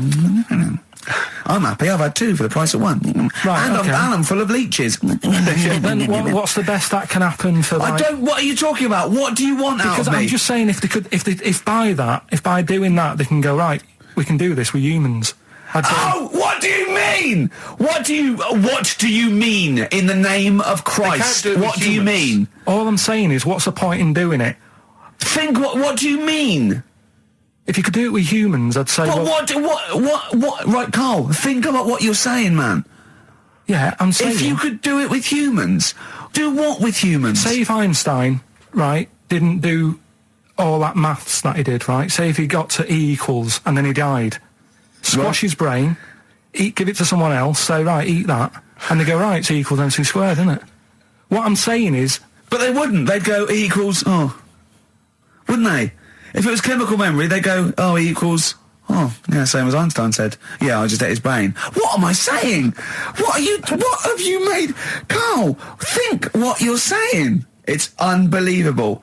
The thing is, right, you are what a scientist does. You just keep saying why and what and why and what. But nothing's ever enough for you, which is good. It's nice to have an insatiable... I get annoyed with all the amount of time and effort that's put into stuff that's useless. What's the next stage to squashing that leech? If it's not going anywhere, forget it. Work on something else. It's the same way in some science magazine I was reading about... Is he anything smaller than a quantum electron or something? Yeah. It's like, if it's not getting in the way, don't worry about it. Why are they worrying about things we can't see? If you blended up Karl's brain and fed it to someone, would it make any difference? They wouldn't even notice, would they? You fed it to a leech, and the leech would go, I don't know what I was doing. I don't know what... Where was I going? I'm even more confused. I don't know. Talking of leeches... Did you see the dregs that they put into Big Brother last night? I've not been watching it. It's bad enough anyway. It's a house full of people you wouldn't cross the road to save, right? Yeah. But there's three. They've put in three more to spice it up a little bit. They've put in a low esteem model. Sure. Right? They've put in Mr. Bean, who is the whitest man I've ever seen. Mm-hmm. I mean, it's like a new race. Yeah. He's nearly see-through. And this thing that looks like Matt Lucas in a bikini. Wow. Unbelievable. The fat things on her back, I thought she was coming towards me. Really? It was unbelievable. And the first thing she said, she went in, she looked in the mirror, adjusted herself and went, oh, me minge. That's the level. Do these people have relatives? Is there anyone in the world who knows them, claims to be a friend of theirs? Families. Do they have family there, or the family just moved away? No. They're probably their family. Their family are probably quite proud of them because they're on the telly. Oh. It's probably like saw your daughter last night saying "all me minge" on the telly. Yes, she was on the telly, wasn't she? Yes, she was on the telly. What about the bit about "all me minge"? She got one out immediately. Went, got it out, lobbed it out. It's unbelievable. It looks like an experiment. I can't watch it anymore. It's just too much now. Because I can't relate to those people in the first series. I always remember it seemed like a genuine social experiment. Yeah, exactly. There was intrigue, there was drama. Yeah. It was genuinely great hypnotic television. Now it's like putting ants in a jar and shaking it. I don't know what's... But even now, I couldn't watch that once a night, every week. No, I know. It's just... It is unbelievable that what people are willing to do now and the title, because they've just put in people. It's unbelievable. It really is. You don't care about anyone. But I suppose what's good is that I think you watch it now because you want one of them to fall over and hurt themselves. Yeah, or just choke on a chicken bone. And no one else in the house knows the Heimlich manoeuvre. That's a good idea, isn't it? Yeah, feed him more chicken. Send him more roast chicken. So we got a wonderful celebration for you.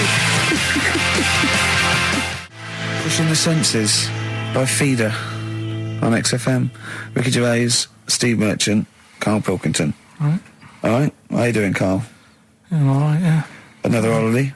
Well, it wasn't holiday. Well, it was. You had 5 days off work. Why isn't it holiday? You had 5 days not working for a living. You know how many days holiday gets a year now? 29. Oh. That's more than teachers, isn't it? It makes me sick. Well, I know the kind of hours you work, Rick. It's mad. I mean, if you're not in work by midday, you're furious. No, but I mean, I'm always... 29's normal for the normal working person. Yeah, but, you know... And anyway, it wasn't a proper holiday. I went to see my mum and dad. It's nice to see them and everything, but it's not holiday, is it? Why? It's not going away. It's not getting on a plane, is it? Going away. Oh, is that definitely a holiday? What happened before 1950? I don't know. People used to go... Yeah, exactly. People used to go to Blackpool or Brighton. That was holiday. Yeah, but I didn't Where did you go? Went to Wales. There you go. Lovely holiday. Lovely holiday. Have a holiday in Wales. That's what they say, innit? Come to Wales and have a holiday. That's what they say, innit? So come to Wales and meet your parents. Come to Wales and have a lovely holiday. Right.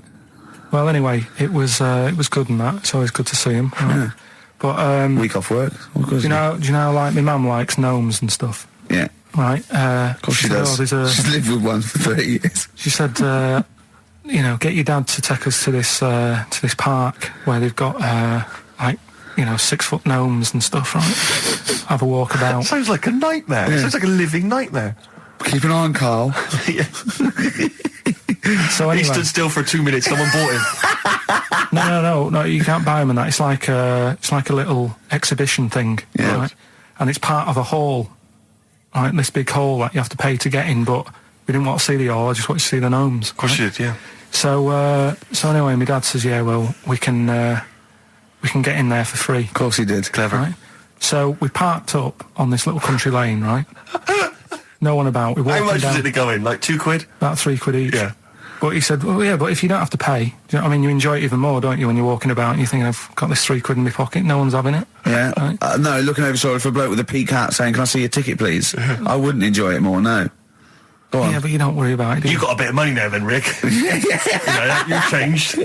So anyway, so we had to walk across about 4 fields. For £3! Right? And what happened was, we're walking through all these fields and what have you, big grass and muddy bits and all that, 'cause it'd been raining, and climbing over fences and stuff. And we're in this field, right? And I look to my right, and there's about 30 cows all staring at us, right? And Suzanne started to panic a bit. She said, we shouldn't be here. And Dad says, of course we can. We're allowed to go wherever we want. You know, all this land, it's ramblers' rights and all that stuff. Yeah. And take a cow if you want. So, unattended. Serves him right for leaving him in the field unattended. I'm having one. Yeah. I keep us fed for a week. Across. Anyway, these cows start surrounding us. Surrounding us. And, oh, brilliant. Oh, no. Face off. And Suzanne's panicking, going, this isn't right. We're not going to make it to the fence in time. They're moving faster than us, and they started sort of running a bit. Wow. And it's like some kind of bovine West Side Story. A gang of cows coming at you. Don't worry about it and stuff. But my dad had to sort of stand there and like wave a stick at him. Of course. And we got away, but Suzanne was like having a bit of a sweat on. Got away. Saying, we could have got killed. Sure. And my dad saying, no, it never happens. And I just wondered if it does, if there's a risk of... Yeah, it is rare, but there's been a couple of cases of being trampled by cows. They're not aggressive. They sort of run through you. Well, they're aggressive if they've got a calf. They do have kids. What? They had kids with them. Kids, yeah. That's goats you're thinking of. Yeah. Maybe they were trying to sneak into the gnome thing, and they were worried that, like, if too many people did it, they thought some cows, we can just sneak in where cows, no one's expecting cows. And the cows were going, walk upright like you're human. Don't walk upright. They thought you'd blow their cover. Yeah. Yeah, people have been killed by cows before. Yeah, that was like the highlight, and then... So when you arrived there, you were presumably covered in mud, looking like something that had just come from Glastonbury, staggering around this exhibition. It wasn't that bad. It was just like a woods, and it had like a funny sort of funeral, like a graveyard thing. Right. Yeah. With bodies sort of hanging out the ground and that. And we had What? these 6-foot gnomes. Right. And then we just set off again, walked back. But You sure this wasn't a dream? No, it was good.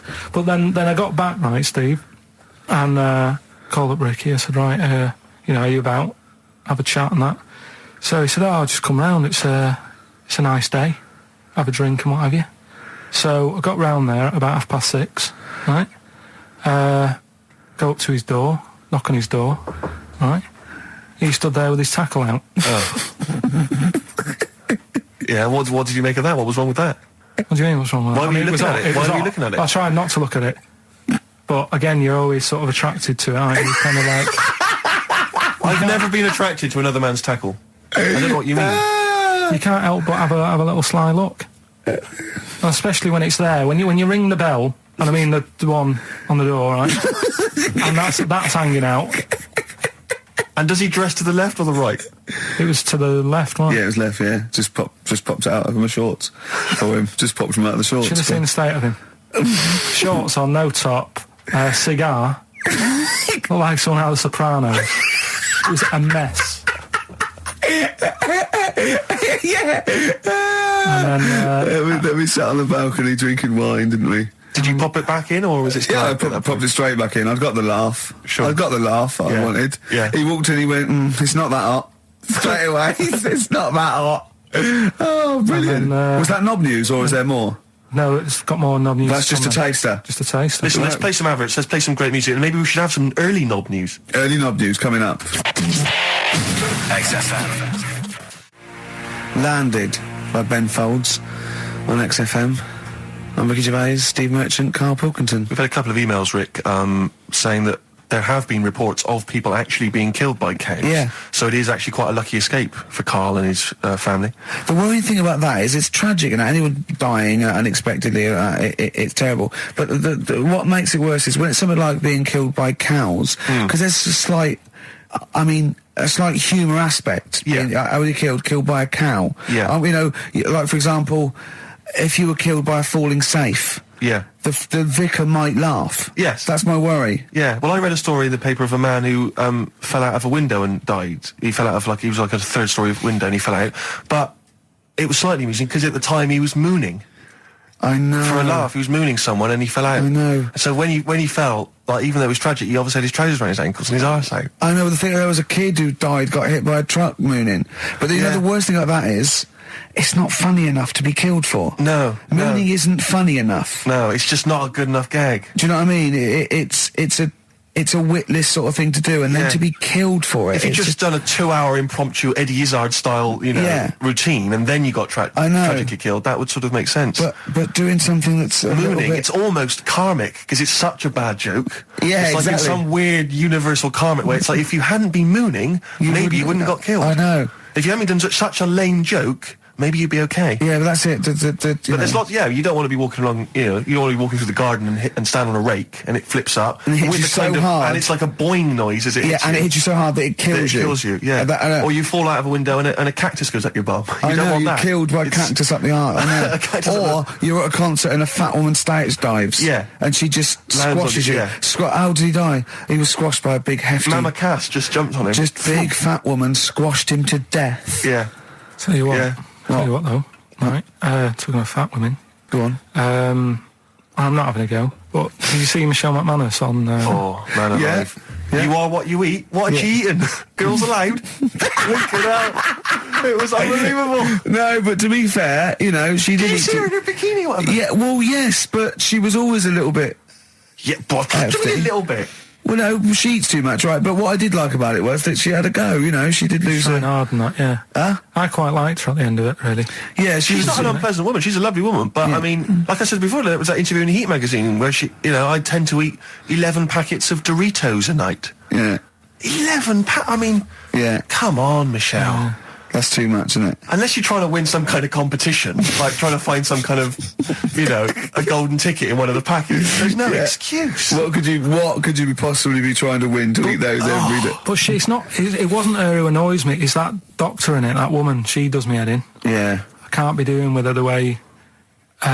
Well, she's not actually officially a doctor, is she? No, and her bedside manner's not very good either. No, it's like the fear tactic. I think you want a little bit of... And what does she look like? I mean, she doesn't look like the sort of peak of health. She's got that weird sort of witch-like crone face. Well, it can't be good for you hanging about all that poo all the time. She's always delving into that every day. I used to be told, don't mess about with dog poo because it can make you go blind. Yeah. She's constantly at it. Yeah, I know, yeah. Rubbing through it. And it annoys me the way it's like, well, let's have a look at your poo. Let's see if you're eating the wrong types of food.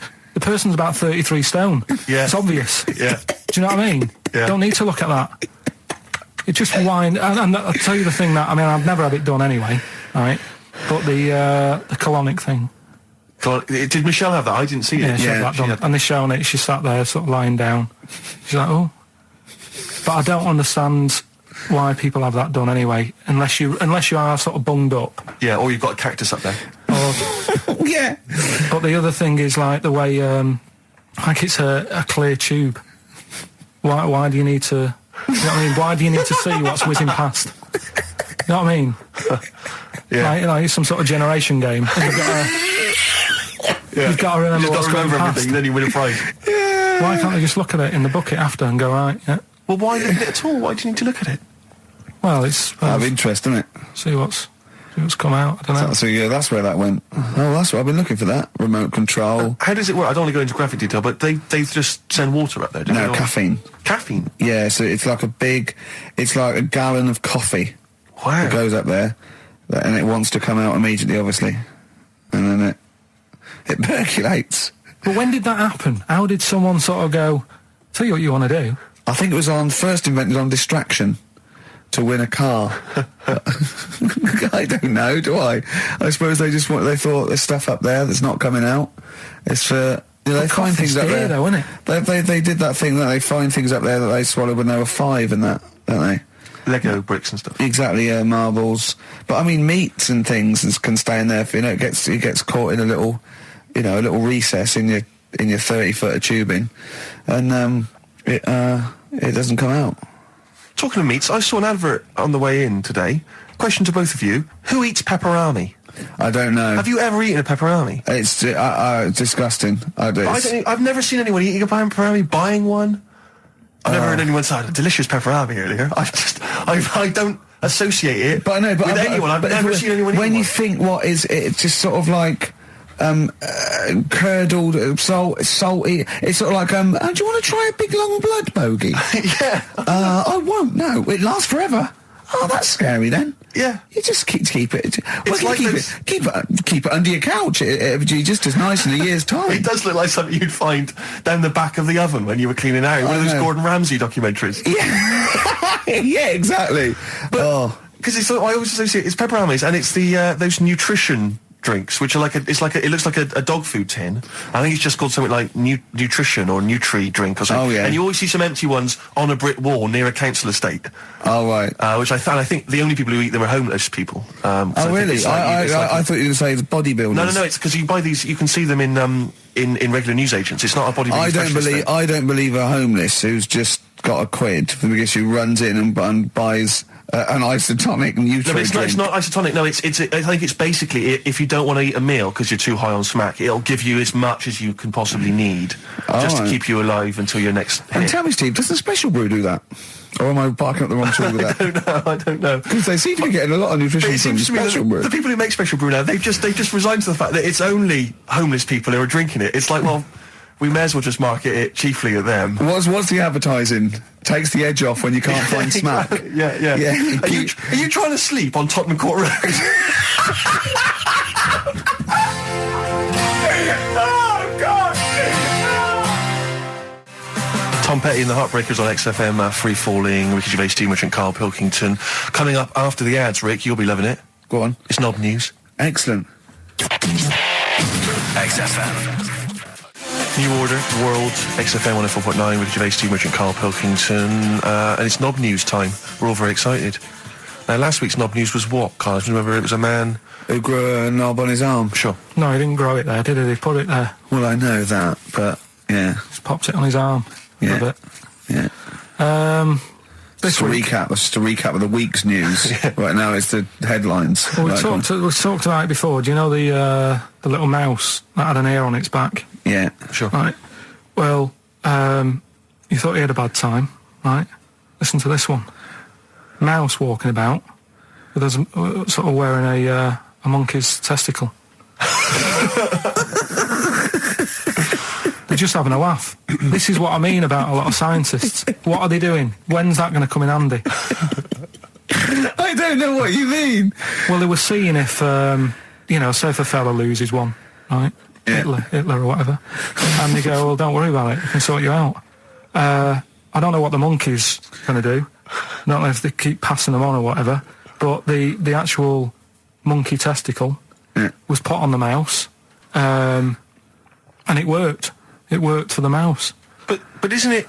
I mean, isn't a monkey's testicle quite large in relation to a mouse? Would it not look like the mouse was on a space hopper or something? Oh yeah, it didn't look good. Well, they didn't put it where its testicles would be. No, they did. They put it. Well, how could it walk then? The ear was on his back, so he could just get about. Well, I don't know. But Well, you don't know, do you? You just guessed. Did they grow the monkey's testicles where the mouse testicles it looked would? stupid anywhere else, though, wouldn't it? Oh, whereas a mouse with monkey testicles, that's fine. You'd be showing off. You'd be all right. I'd prefer that than the ear. When that mouse gets put back in with the other mice, do the other mice go, George, you look different. Have you had anything done? But the weird thing is, as well, apparently it still works as a monkey.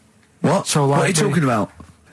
Like the sperm and that was it was still sort of monkey. Of course sperm. it was. What are you talking about? But that's weird.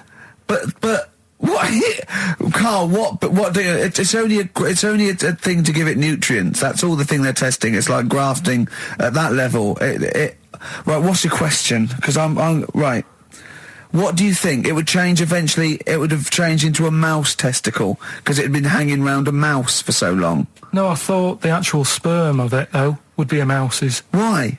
Because it's hanging off a mouse. No, but your sperm is actually created in the testicles. So that's why it has to be outside your body. Otherwise, we put them in a nice little cage. But I'm guessing then that they've done this operation so that they can do it to humans.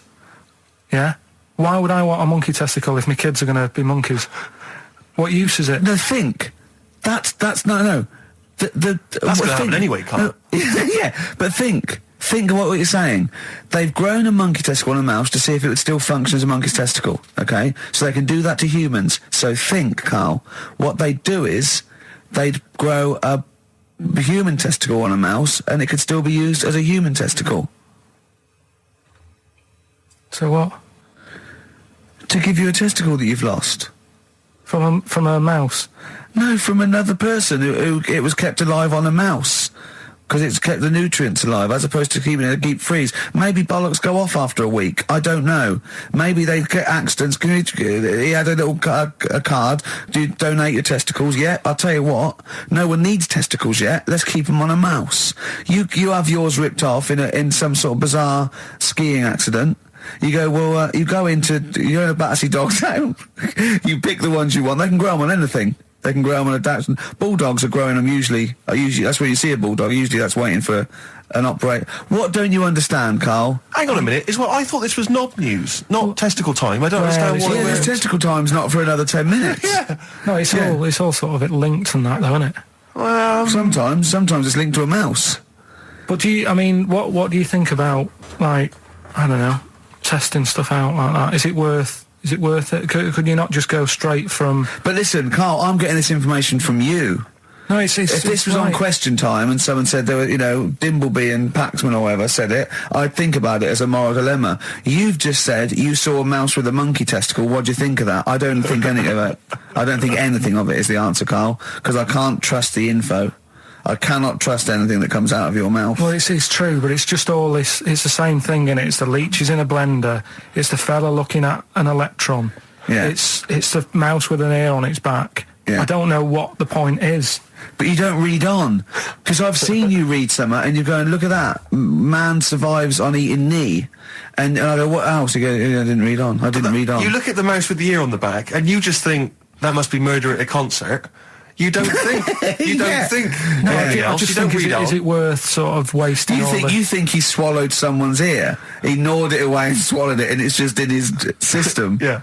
No, I just get a bit sad about the mice and that. I agree. I mean, that is sad, yeah. Of course, anything like that is awful. But saying that, I remember ages ago, they have a load of people on Oxford Street.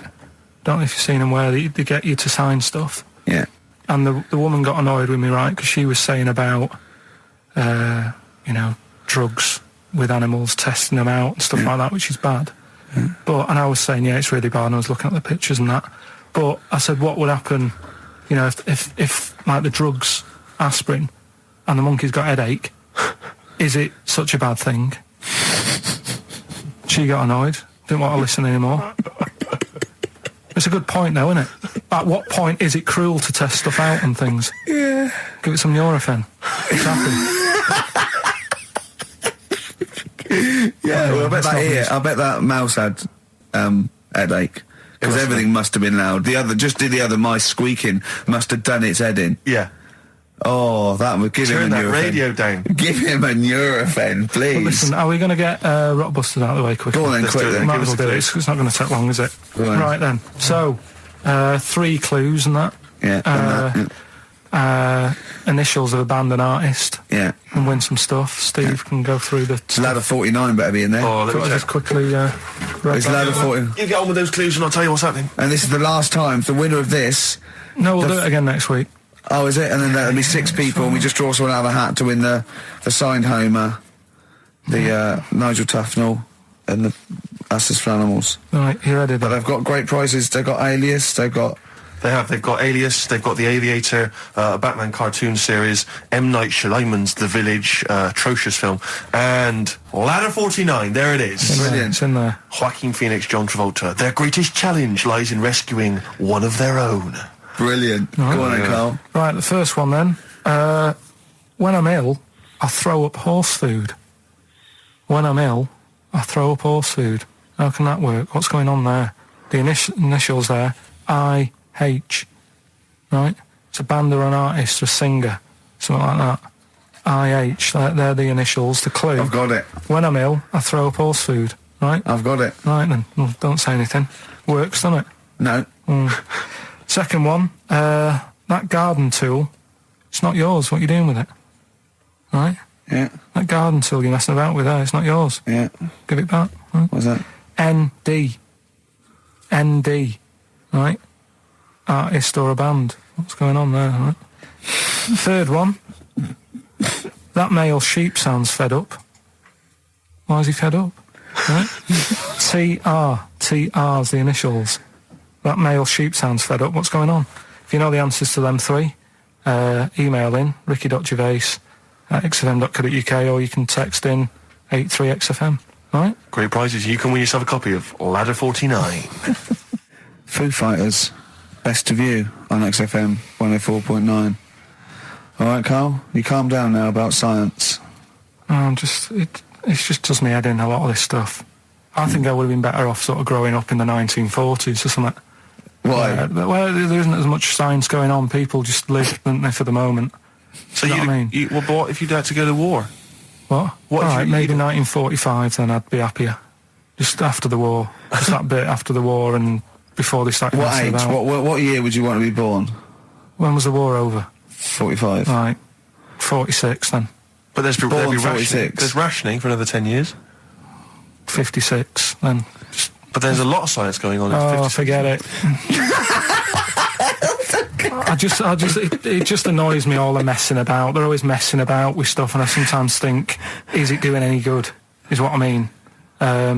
Mouse with ears, mouse with monkey's testicles. They're messing about with a mammoth now. Go on. Well, they're just saying, well, they're managing to knock one together. Who And you asked? just think, some scientist somewhere. again, just messing about. Andy. No, but it's just, do we need, I mean, we've done it before about the do we need them thing. The amount of creatures and insects and that are knocking about. You've got that caterpillar that I mentioned walking about, it doesn't know where it's going. Get rid of them. The mammoth. The world's busy enough. It's crowded. It's overcrowded now. How much room are they going to take up? Do you know what I mean? Why are they doing it, Carl? Do you know?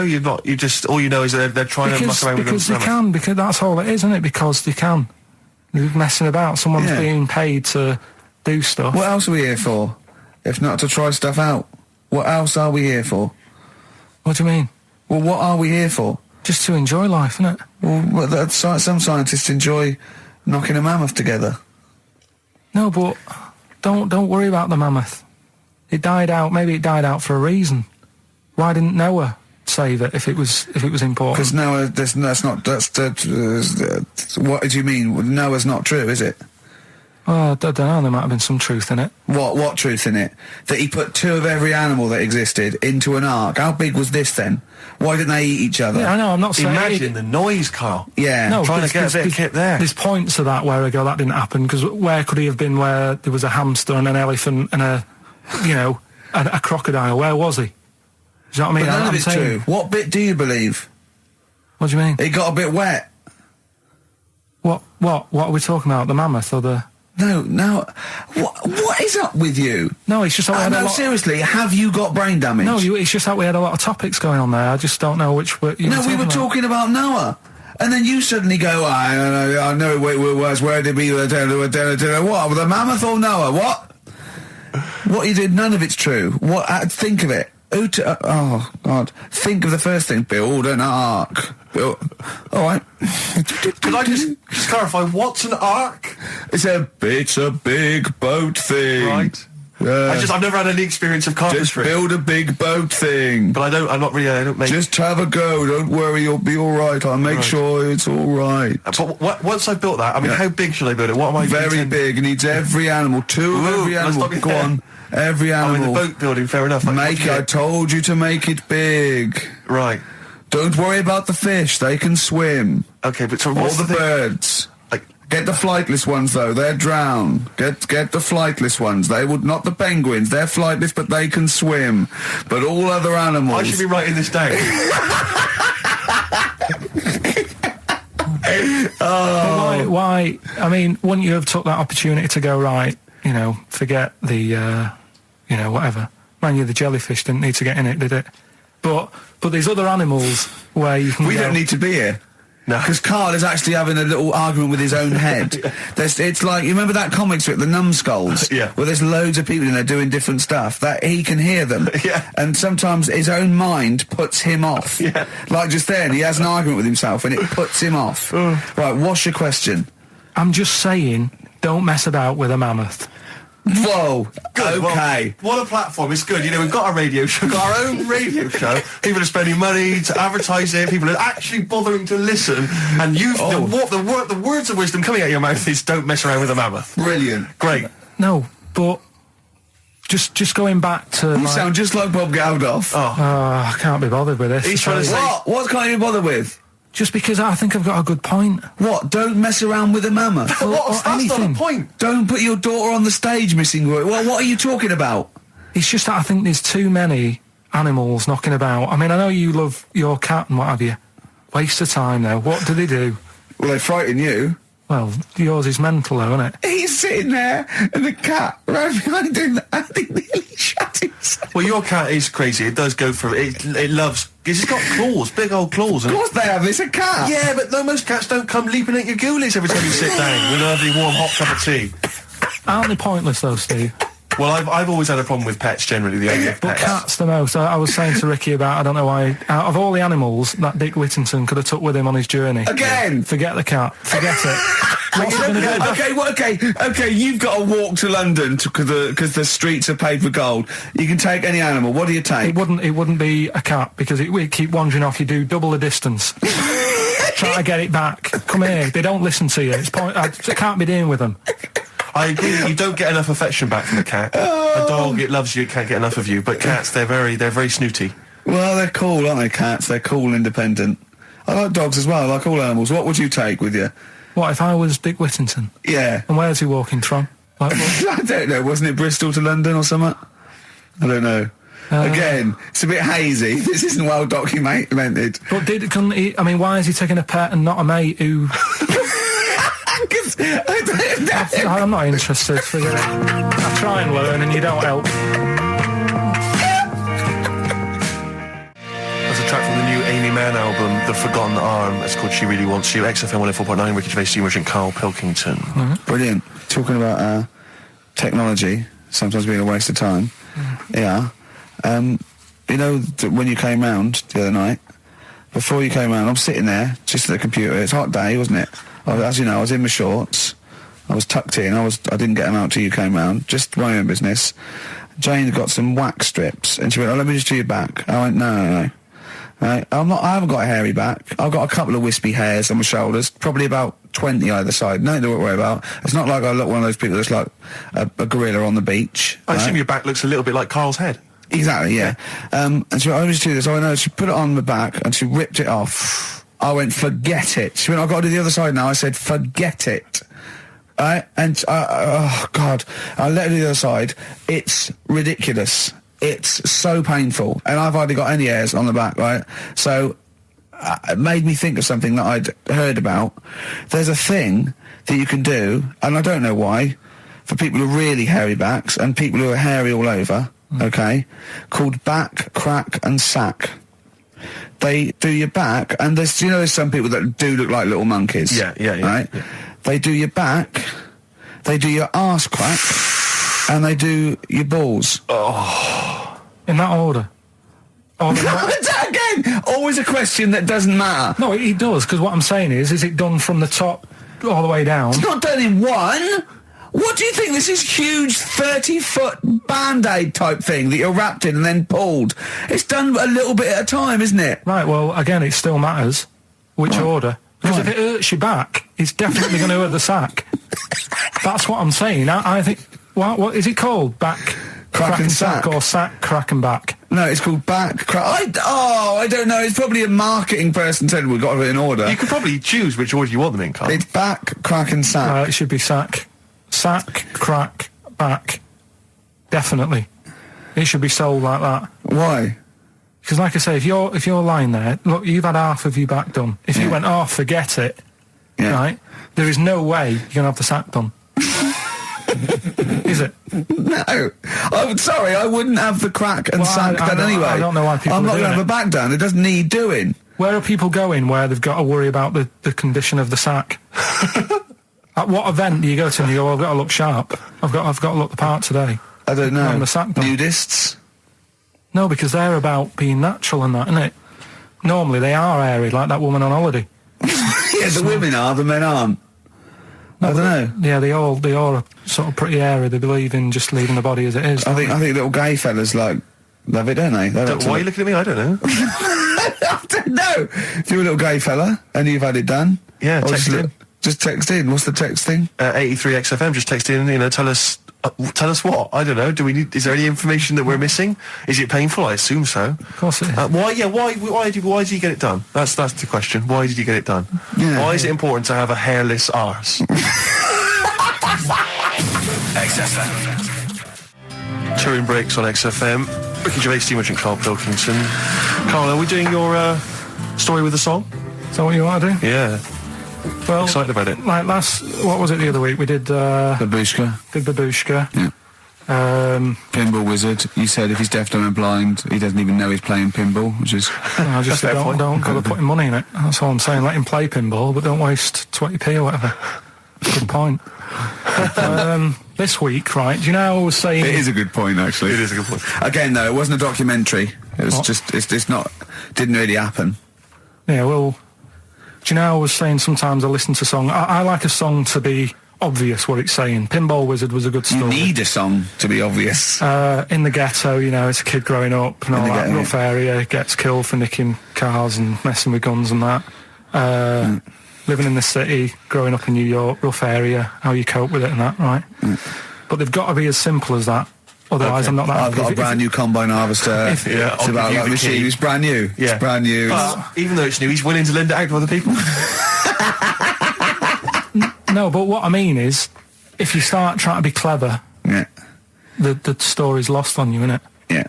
Not necessarily me or Rick, but yeah, sure. Go on, we know what you mean. Go on. On Primates, yeah. Well, this song here, right, it's not an XFM song, and you'll probably hate the song, to be honest. Go on, what is it? What's the song? Yeah. It's Wonderful Tonight. Right? Eric Clapton. Okay, it's all right. It's a sort of bluesy sort of ballad from the late 70s. Yeah, it's all right. But I'm always arguing with Suzanne, because every time I hear it, I'm getting different pictures in my head. Yeah. Of, like, what's going on, right? Okay. And I'm convinced it's about, like, this little crippled fella in a wheelchair, right? And he's knocking about with his wife. And we don't say cripple anymore, do we, Steve? Do we say cripple? I don't think we've said that since... 70s? I think it was the 70s when we stopped. All right, just a little fella in a wheelchair then. Okay. And the story, it's all sort of, how he's being pushed about by his... Again, that's not literally. By his wife? She's wheeling him about? What do you mean? She's wheeling him about. They go to a party. everyone sort of looks round and looks at him. What makes you think that he's in a wheelchair? What's the clues? What's the words? There's loads of little things. There's like I say, something about his wife walking around with me and all that. Well, of course she is. She's pushing him about. But walking around. If someone said, "Oh, she was walking around with me," I'd think they were both walking round. There's a few. But that's not. There must be another. There must be a reason why you suddenly thought that fella's in a wheelchair. Right. My wife's walking around with me. Put on your makeup, and I feel alright. No, and she's always saying, "Do you feel all right?" And that she's always asking him how he is. Yeah, but she's just listen. Let me play it, right? And try and picture the scene, right? But now I'm only thinking of a little fella in a wheelchair. Well, have a listen to it, and you know, just everything that's being said. Okay. Understand why I'm thinking what I'm thinking. No, never. Right, you ready? Yeah. No clue yet. Yeah. He's just sat there watching, probably. No. There's no. Wait until he's done. Yeah, no clue. Okay. No, that's all right. Right, that's just a woman getting ready, and he's fine. Yeah, he's just sat there, and he's got a great pair of legs. Right, well, he's sat there in the wheelchair. Watching. No, he's not in a wheelchair. Listen. Right. Yeah. Everybody looks at him. No, her. He's saying she turns heads. Walking around with him. Yeah, walking around with me. We're both walking around. Are you all right? Yeah, nice thing to say. He's all right. Right? Yeah, he is all right because he's got a great pair of legs. Right, he might not have any legs in that, but he's happy. He has got legs. Right. He has got legs. I don't know why you think he's in a wheelchair. There's no clue whatsoever. It seems to be based solely on, do you feel all right? Yeah. Which she's just saying that because they're together at a party. Maybe he doesn't know anyone else there. Leg. Right, just hang on. So he can't drive. Because he's drunk, probably. He's had a great time. He's been dancing. Puts him to bed. Because he's drunk. Well, is he though? He's turned out the light. His hands work. Is that it? Yeah, there's no clue. But the thing is, that's what I'm picturing. But that doesn't mean it happened. You picture people that are half man, half moth. It doesn't mean it's possible. Do you know what I mean, Karl? What you think is usually not true. Suzanne is totally right. There is no reason. I have never, ever thought that Eric Clapton was singing about a little fella in a wheelchair. And the one clue in that, there's two, isn't there? Are you all right? Well, let me say that, little cripple. Right, and I'll give her the car keys. Oh, well, why's she driving? He ain't got any legs. Pushing him around and that. No, pushing him around. So he'll do one more next week then. Okay. XFM. Jack Johnson on XFM. Karl. All right. Yeah, we were talking briefly earlier about something that you'd been reading. Well, it's just that you're always having a go at me saying, you know, you're never happy. True. You know, what cheers you up? What's the best thing that can happen for you and stuff like that, right? Yeah, sorry, I have never said to you what's the best thing that can happen for you. No, but I'm trying to encourage you. Steve's, and you have a bit. I've started reading more and doing more science stuff, even though some of it does me head in, like I say. Knowledge is almost annoying. Right, knowing about that mammoth is Think annoying. about being a quote. Yeah. Think that if I have seen furthers clustered on the shoulder of giants, we will fight them on the beaches. E = MC squared. Knowledge is annoying. Yeah. That's an amazing one. Karl Pilkington, 2005. No, but it can get you down, can't it? Right. Knowing stuff that's going on. Yeah, knowing stuff. Sometimes I don't want to have stuff in my head. When I read a horrible story or someone tells me, I wish I didn't know it. Yeah. Yeah, that's all I'm saying. But at the same time, there was something in the paper about things to do before you die. And it was just stuff that I sort of looked at. I thought, don't want to do that. Cross that off. Not bothering with that. At number one, you always know what's at number one. It's the same thing every time. Swim with dolphins. Yeah. Don't know why. Do you want to do that? What's going on down there that it's so good? What do we not know about? I mean, yeah, it'd be fun. I'd love to sort of encounter most animals, to be honest. I mean, there's be a few animals on the top of the list. I'd rather hang out with a bunch of chimps. I wonder if it's you're down there with dolphins and you're swimming with them, and then they sort of they click away, click, And they tell you a secret. You go into they lead you into a cave, right? But down there, it's like being at like Rolling Stones' house in the 1970s. It's They're like berserk. smoking. There's drink, there's women, Yeah, there's Mars bars.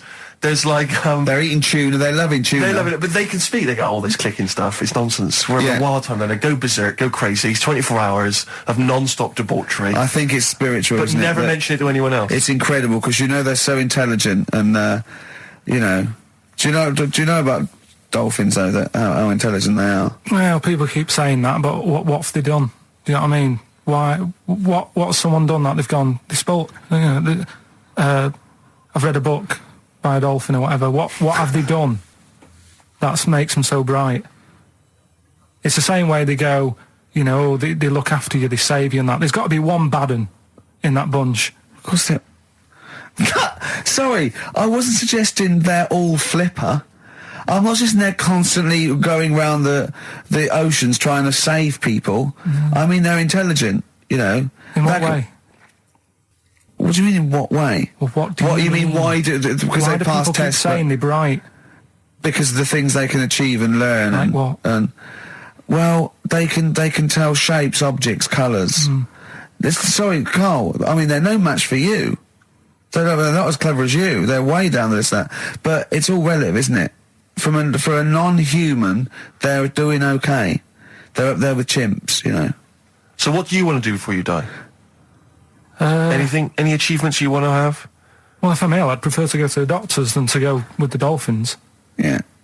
Why are you suddenly ill? It's not, they don't, when they say things to do before you die, they don't literally mean the sort of the day before. They mean you croak it. that you want to experience life. You can do it over the next 20 Is that years. what you thought you meant? Like, literally Is the that 24 what you hours meant? before Like you a die? priest there going, give me the list. What is it, Grandad? Dolphins. You know, no fit state, Grandad. Get me in the water. Get me down to Brighton. What do you think that list means? Well, yeah, that, you know, before you die. You're incredible, Karl. Amazing. You're all this time. Things to do before you die. That's why he doesn't want to do any of them. Didn't you think it was a bit extraordinary that you So had to what try you- and swim with dolphins and visit Disneyland and climb Mount That's Kilimanjaro why I all in was the same saying to you, afternoon? That's why I said to you, I would be in no mood for a dip. That's incredible! Always a new twist on things. Always a new twist on things.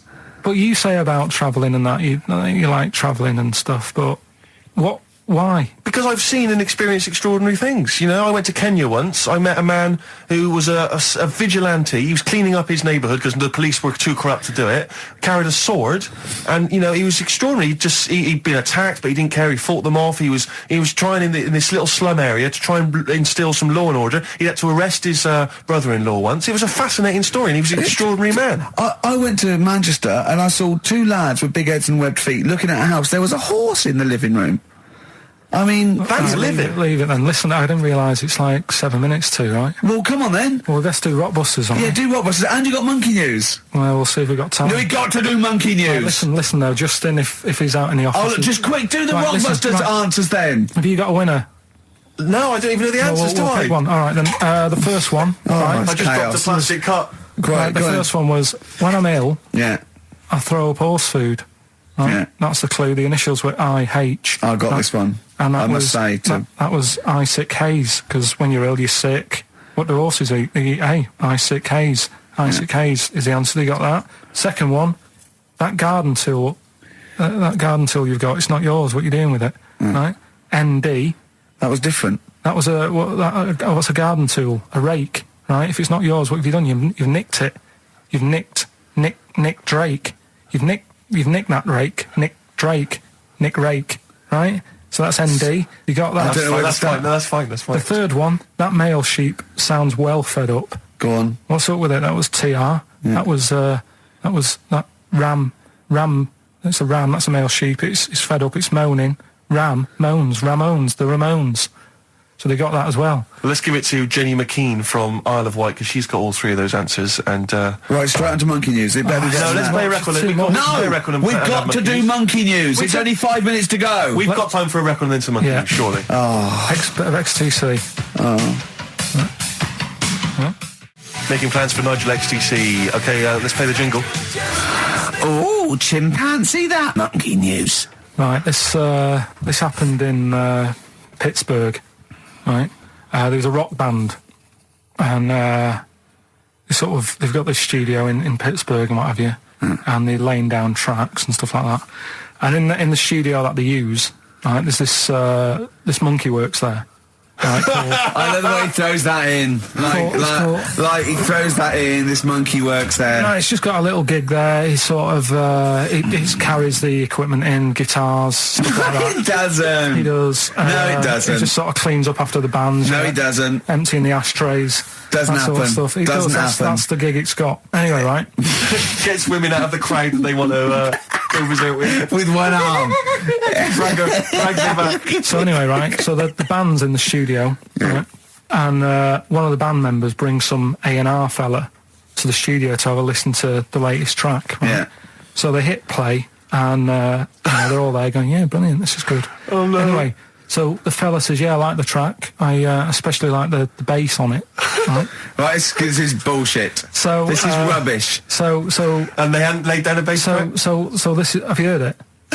So Carl, the weird please thing don't is, do this right, to so me. the A&R fella goes, and Yeah. it's like the band members are stood about, and they're going, "That's good that you liked it."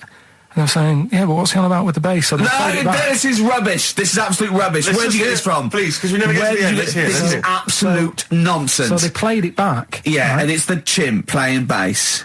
Definitely not. So they were like, "That's weird. We haven't got a bassist." Anyway, so they go, "Well, whatever, right?" So We they haven't leave. got a bassist. So They go, whatever, let's go home. forget it. XFM. Landed, Mr. Ben Folds. We've landed on XFM 104.9. Ricky Gervais, Steve Merchant, and little Karl Pilkington, and his magical little manky, round, baldy head. He was described as a wacky mank in one of the papers this week. Really? Brilliant. Well, remember we were talking about it last week about he came round to my house and I popped out my Mr. Johnson Sure. to take a little look at. And his two that made daughters. the papers. That Right. made the papers. Wow. What paper? It wasn't front page of the Times. It must have been like the Daily Star or something. Just squeeze Live 8 in Yeah, the second, yeah. on the second page. Yeah, so wacky mank. Wacky Mank. That's Wacky great. Mank. Wacky Mank. We had an Karl email Pilkington. from someone that reckons they remember you from body popping round Salford Way. Yeah, Eccles Precinct, apparently. You know that, don't you? 1985. I wasn't doing it around there though. What do you mean? I was around Stretford, Arndale. And what were you doing? What sort of body popping was it? Just a bit of everything. Caterpillar, bit of moonwalking. Do you have a little piece of line there you used to carry around? Well, mates had that. Right, you didn't Borrowed bother with theirs. Borrowed theirs. Were you any good?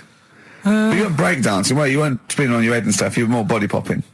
Well, I hope he wasn't spinning on his head, because you know that can sort of give you little brain damage and things. It can give you brain damage. Also, it can wear your head down, and also makes your head perfectly round. Yeah. Because the gravity is pulling on. But all if you keep on doing it, obviously it's going to wear your hair. hair out, yeah. So you become sort of like a stupid, bald, and roundy headed. Yeah, yeah. So You've got to be very I very careful. much doubt that you did do any of that. Did you, Karl? Didn't do any of that. Well, So you're shooting off in a minute, aren't you? well, yes, because we were trying to make poverty history, Karl. Yeah. People are making poverty history all over the place. They're putting on a wristband, and it seems to be working because I haven't been poor for ages. I haven't been poor. And Alex had a stop bullying. Alex was wearing a stop bullying wristband, and as he himself said, he seems to have sorted that out. You haven't been bullied I for haven't been ages. bullied for years. So wristbands work. I saw one in a shop window the other day which said, stop child abuse. And I bought one, obviously, because a lot of people say, does it make a difference? But it was only £1, and I'd only spent it on kiddie porn. So, I think I've made a little difference there, in a small way. On a serious note, though, I like the idea that stop child abuse. If you're a paedophile and you're walking along the street in your Mac, right? You got a puppy in one hand, a bag of sweets in the other, and you see this wristband, and you go, "Oh, stop it." Oh, okay then. Yeah, I hadn't thought before. That's All what right you then. think. Okay, fair enough. Yeah, Yeah. well, I won't be doing that again. Yeah, he was hanging around in Topshop for unsavoury reasons. You saw them in there for only £1. Carl, we haven't got long, have we? We've got an hour and a half because we've got to shoot off. I've got to shoot off down to Live 8 and introduce Rem. So we got a lot to pack in. We got the Rockbusters, and then we give away. I just saw those. I'll finish the sentence in a minute. I look forward to it. I'm getting excited. Yeah. I'm getting excited. So we got so much to pack in. I haven't got time to finish all my. So listen, right? You know the things we're giving away. The signed little Homer. The Nigel Tufnell thing and the Flanimals, right? Looks brilliant. They've done a brilliant job, the people here at XFM. So take back all you were saying about them. Carl. And also, we should say as well, you've still got a chance to win that, because if you get today's Rockbusters, you go straight into the hat for the big draw, so you've still got a chance to win all those top prizes. Play a record. Bit of Monkeys. Yeah. Monkeys. Pleasant Valley Sunday. Alright, do you like that, Carl? It's alright, yeah. What's it about? Well, if you heard, it was a sort of description of, typical suburbia, isn't it? Here in status symbol land. It's a sly dig. When the monkeys get a bee in their bonnet about something, you better not... You do not want to be on the receiving end of that. Yeah. We've got a good song with a story later. Go on, what have we got? Don't want to tell you yet. All right. Now, is it as pitiful as last week's, where you somehow misheard that Eric Clapton song? What was the Eric Clapton song? Well, Wonderful Tonight, and he was convinced it was about a bloke in a wheelchair for no reason, no evidence at all, other than she's walking around with me.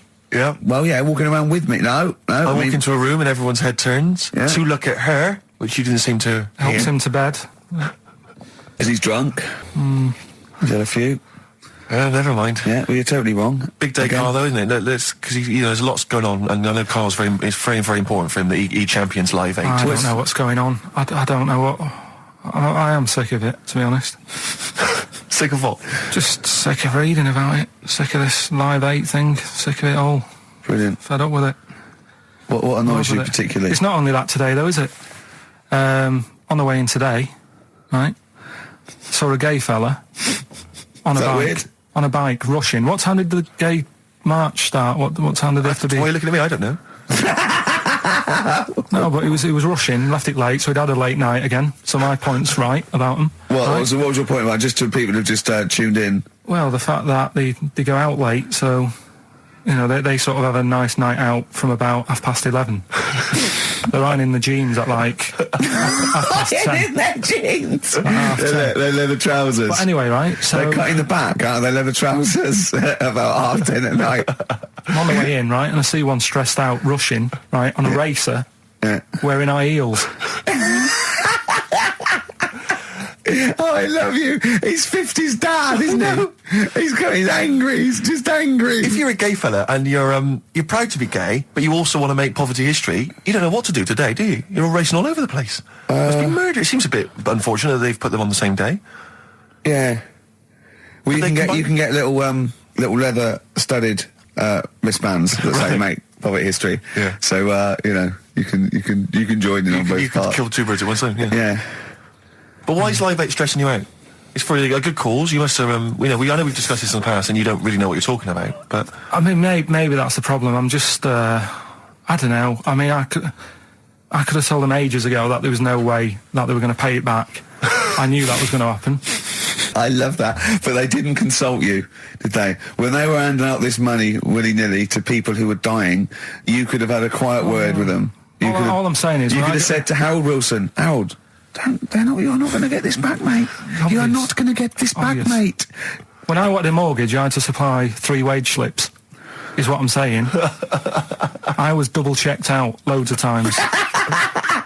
I'd like to see, have you ever seen that guy Alvin Hall, who gives financial advice to perhaps teenagers who don't know how to spend their money wisely? All right. Perhaps send him over there. He's the guy with the bow tie. Oh, yeah, You know what I mean? yeah. Send him over there and just sort of have a chat with him and say, make a list of what you're spending it on. So he's basically, will you be annoyed if they drop all debt and double aid and everything? No, because, I mean, people sometimes need help and that, don't they? You've got to help people out, but it's how many times is the thing. Do you know what I mean? Let them off. But do I, I've got this monthly payment at the moment, haven't I? Yeah. I'm paying for tools for people out there who need a drill to build a house or whatever. Yeah. Am I now in my right to say, well, you can't have it all? Do you want the drill or do you want the debt cancelled? This is what I'm saying. I'm just, I'm all happy to help people out. Do you think they're taking us for a mug? Is that what you think? Won't be taking? We'll see, won't we? Time will tell, won't we? You know what I mean? If next year at the same time Geldof's putting on another gig, I'll go, what's going on now? Geldof putting on another gig and the mean fiddler. What's going on now? I think you're missing out on the true meaning of today, Karl, which is an opportunity to see Keane for free. I think that's the problem. I don't want to go. I don't like crowds and that, do I? Right. Can't be dealing with that. I don't like big crowds. people, because I was talking to people at work about it, and they were saying, oh, you know, it's a big occasion, it's one of them events, like, you've got to be down there, because in years to come, when they say, you know, were you there, I don't see what's good about having a memory being stuck in a crowd of 150,000 people. I prefer to do something nice. Say if I have like a nice cake and a cup of tea, right? In years to come, when they go, do you remember that day when we were all cramped and what have you? I'll go, no, I was having a nice cake and a cup of tea. So I've got a nicer memory than them. So I believe in doing something nice on a big occasion. Do you know what I mean? On a special day. Do something nice, remember that? The thing is, you have got a nicer memory than them, because when you look back and they say what you're doing 20 years ago, your memory will tell you you were actually having a cup of tea and a cake, but with a chimpanzee who could talk English. That's what your memory will tell you. You're thinking, oh, I was out with my mate. I was out with my mate Marty. He's a chimp. And it just you'll be in cuckoo land by the time you're 50. You'll be just going, oh, it was great that day. Remember Suzanne? I don't know what I'm talking to Suzanne. She's left you. She's left you. She's had enough of you waking up. Well, she's down in Hyde Park watching Bed-Shaped live. She's not worried about cake and a cup of tea. Have you ever done a march or anything, though? Have you ever sort of... What are you saying? Have you, you know, you're having a go at me for not getting behind it all, right? Which I am, because I've got more standing orders going out of my account for charities than anything, right? But have you ever got behind a problem? No. I don't think I have, to be fair, no. No, I am quite slack in that respect. It does take a lot of effort, though, doesn't it? Well, it depends. What sort? Well, you know, if you're going to do one of those walks from John O'Groats to Land's End or something, that's a lot of time commitment. There's one, I tell you what, there is one that looks all right. On Portland Place, just off Oxford Street, there's always just a little Chinese fella sat on the pavement, right? Oh, I've seen him, yeah. What's that all about? Yeah. He's just sat there with a poster, but you don't know what it's for because it's in Chinese. Yeah. So he's just always sat there. But that's for me, that's the sort of march I want, where you just... And he's only there when it's sunny. If it's raining, they don't bother. I tell a lie, I did pop down when all those women walked through London in their bras.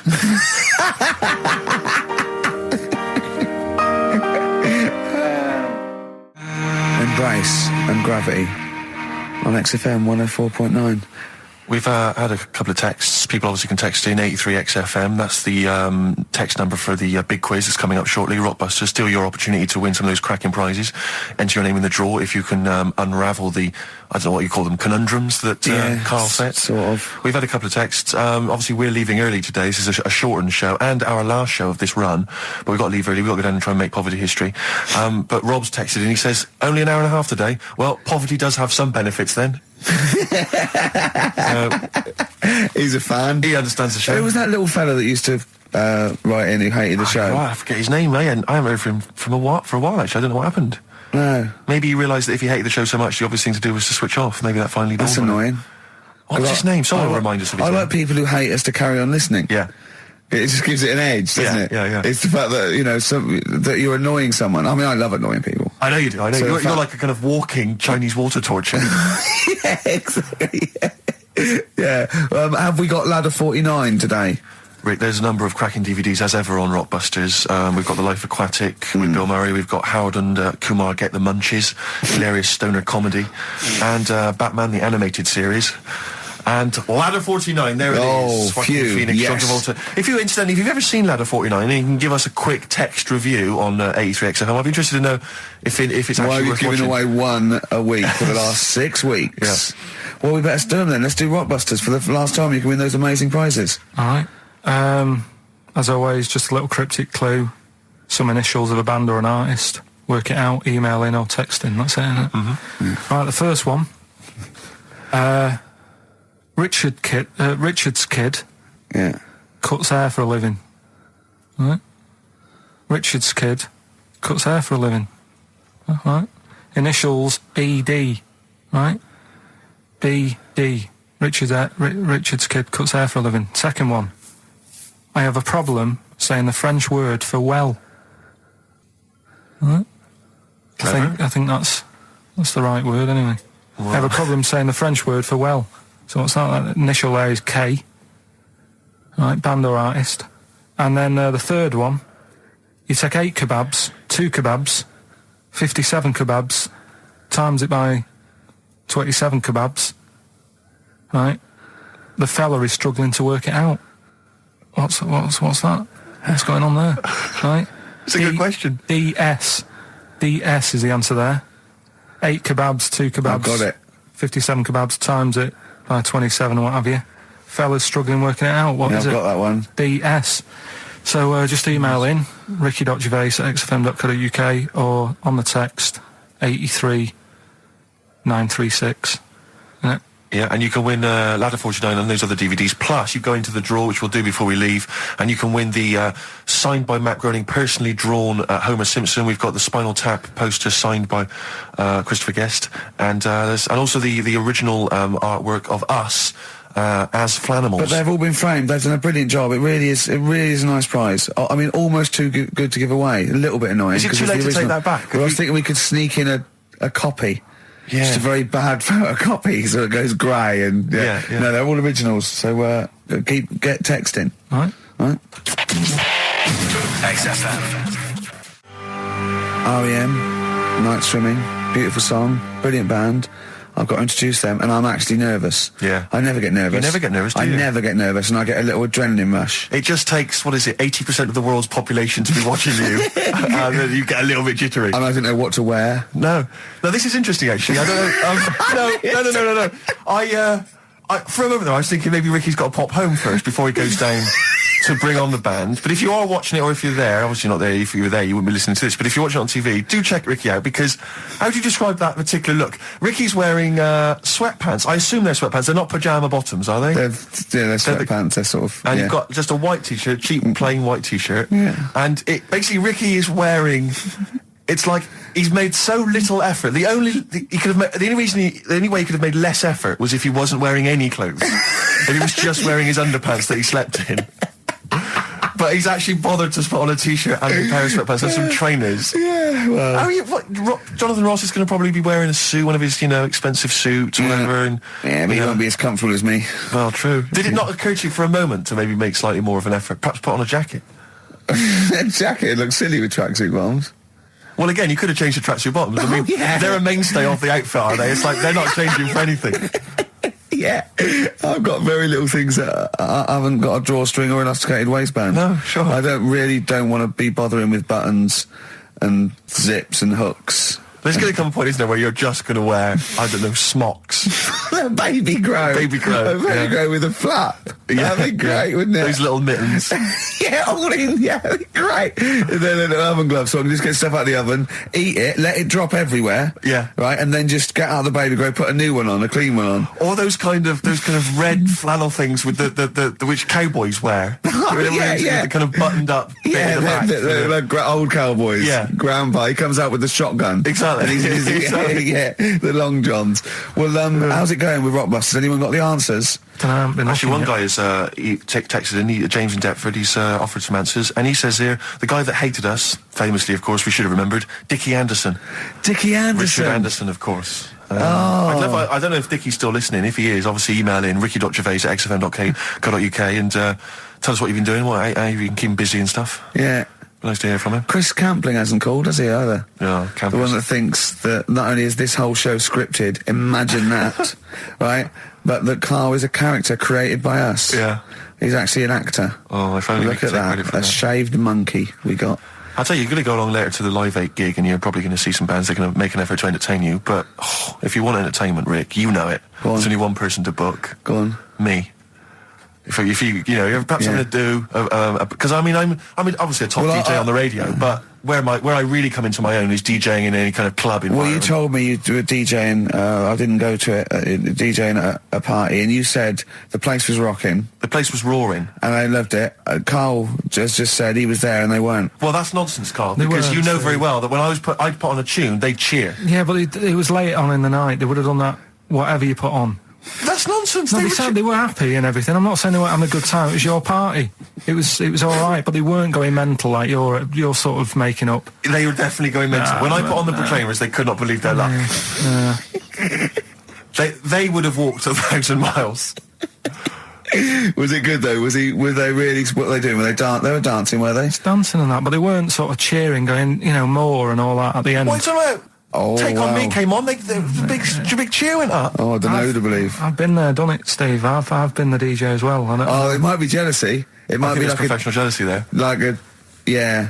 I think it's because my fortunes are on the up and these are on the down. You know, we all know famously that he had Pilkington making music. his Didn't DJ happen. outfit. Didn't happen. I did enough. I just wanted to do enough to pay for the equipment. And I did. And that was that. But I don't like crowds, do I? But you're safe, aren't you? You're behind the little thing with the flashing But lights. there's still a lot of people and that. Forced fun.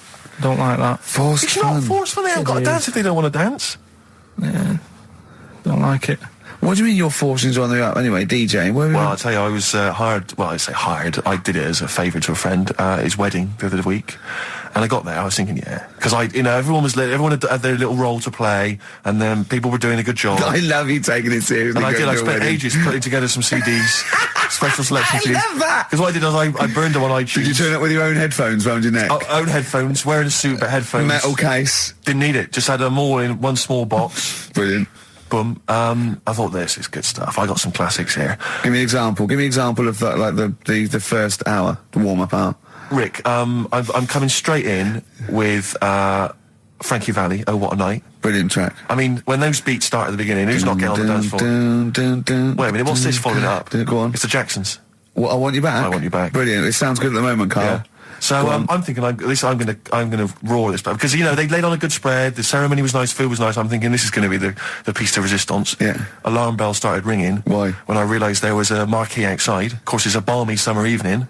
I'm stuck inside on the dance floor. So I'm thinking I'm going to be struggling here to get them in. Even with flavours like this, I thought I'd struggle, Rick. So I'm sat there in my suit. I'm sat behind this little DJ console. I've got all the big numbers. There's one or two people making some token effort, but frankly, most people are outside everywhere. no. I was livid. Of course, they couldn't hear it out there. So I was playing to an empty room, really, and I was furious. I was absolutely furious. Because, I mean, what is, they're wasting my time. They're wasting, now I could have just stuck the CD on and They're gone out, wasting couldn't I? Frankie Valli's. Frankie Valli's They're time. wasting the Jackson 5's They're time. wasting, D-Light's time. Yeah, yeah. And so I'm sat there, and there's a couple of people making a cursory effort. Mainly when they come to get a drink from the bar, they might have a little quick, couple of two. You shout, we don't want your Not lot. interested. All of you or no all one. of you or no one at all. And then there's a microphone set up because people have been doing speeches. This little girl gets on the mic, right? It's being funneled through the speaker system. So every time I put my headphones on, Miss Dynamite, was it? It wasn't sadly Miss Dynamite, although she decided to have a little go at MCing. She was screeching her little head How off. old is she? Oh, I don't know, 8 or 9. At their most annoying. when children are at their most annoying, because they got a bit of confidence there. They're a bit cocky. They're not shy anymore. They're a bit arrogant. Yeah. She's screeching her head off, so I'm playing, and she doesn't know it. Your face! I'm playing into the groove. No one's getting into the groove because she's going mental. She's just going, what's this? What's this? I don't know what this is. Play something I know.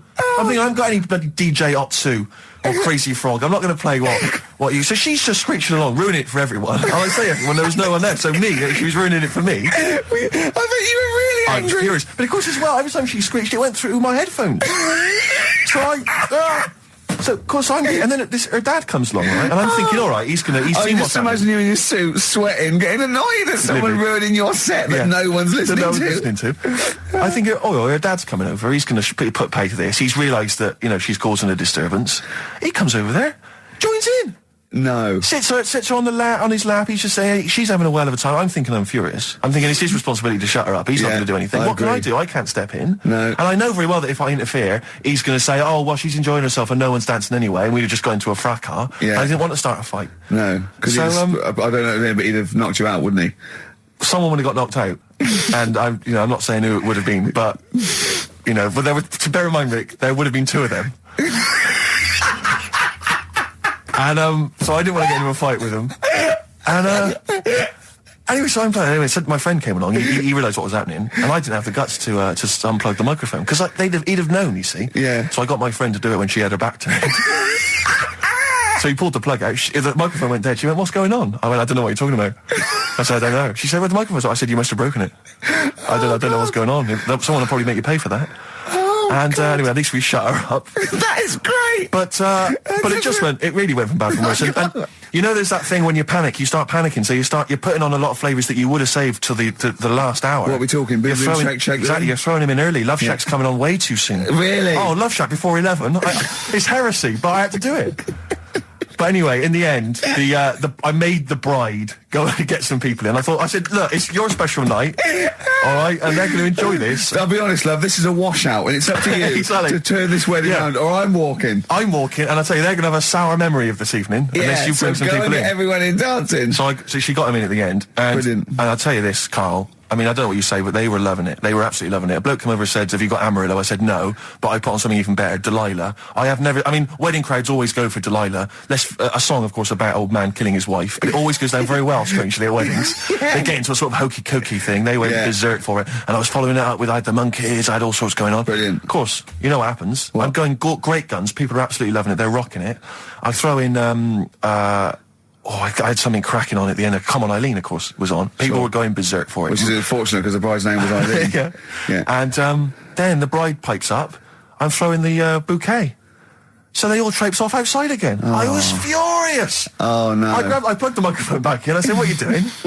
We got, but they went out there. And, of course, you can't get them back once they've done that because all the women are running around. I got the thing. And then they got to wave everyone off, throw the confetti. They ruined your day. I was having a great time and they ruined it. She ruined your special day. She ruined my special night. Oh, no. It's on her head. What would you put on about now, Karl? What if I was DJing? Yeah. Probably a bit of world party. Go on then. Interesting. Put the message in the box, put the message in the car, drive the car around the world, and I'm imagining, Rick, that message is make poverty history. That's world party, put the message in the box. Yeah. Can I just say quickly while I think of it, we get a lot of emails from people, a lot of texts saying, can you send a big shout out, stuff like that. I've just looked at one now, Scott and Julie in Australia listening, they want a big shout to them.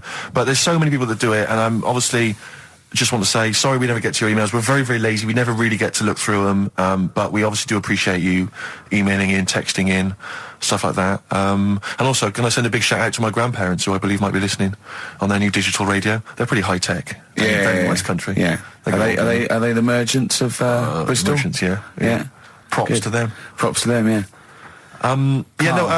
It's a slightly truncated show, isn't it, today, Karl? We've got I news, I would trust. I don't like change, and that's what's happened. I'm not You happy don't, do today. you? You're like Rain Man. Yeah. He really is like Rain Man. Anything change, it's got to get in a little routine. You can't. No, I don't like to. I'm not like Suzanne's mum and dad and what have you, where routine cannot change no matter what. Like what?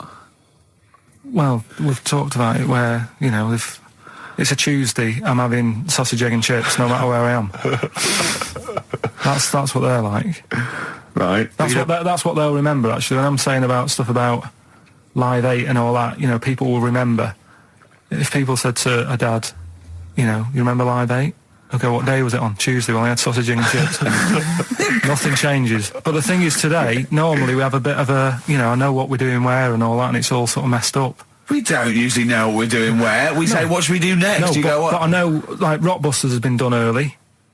Right. So that's normally done at That's about really 5 throwing you. I minutes. say, I just don't. I don't like all this change and that. It's messing about, isn't it? Rain Man. So what do you want now? Well, what about Song with a Story?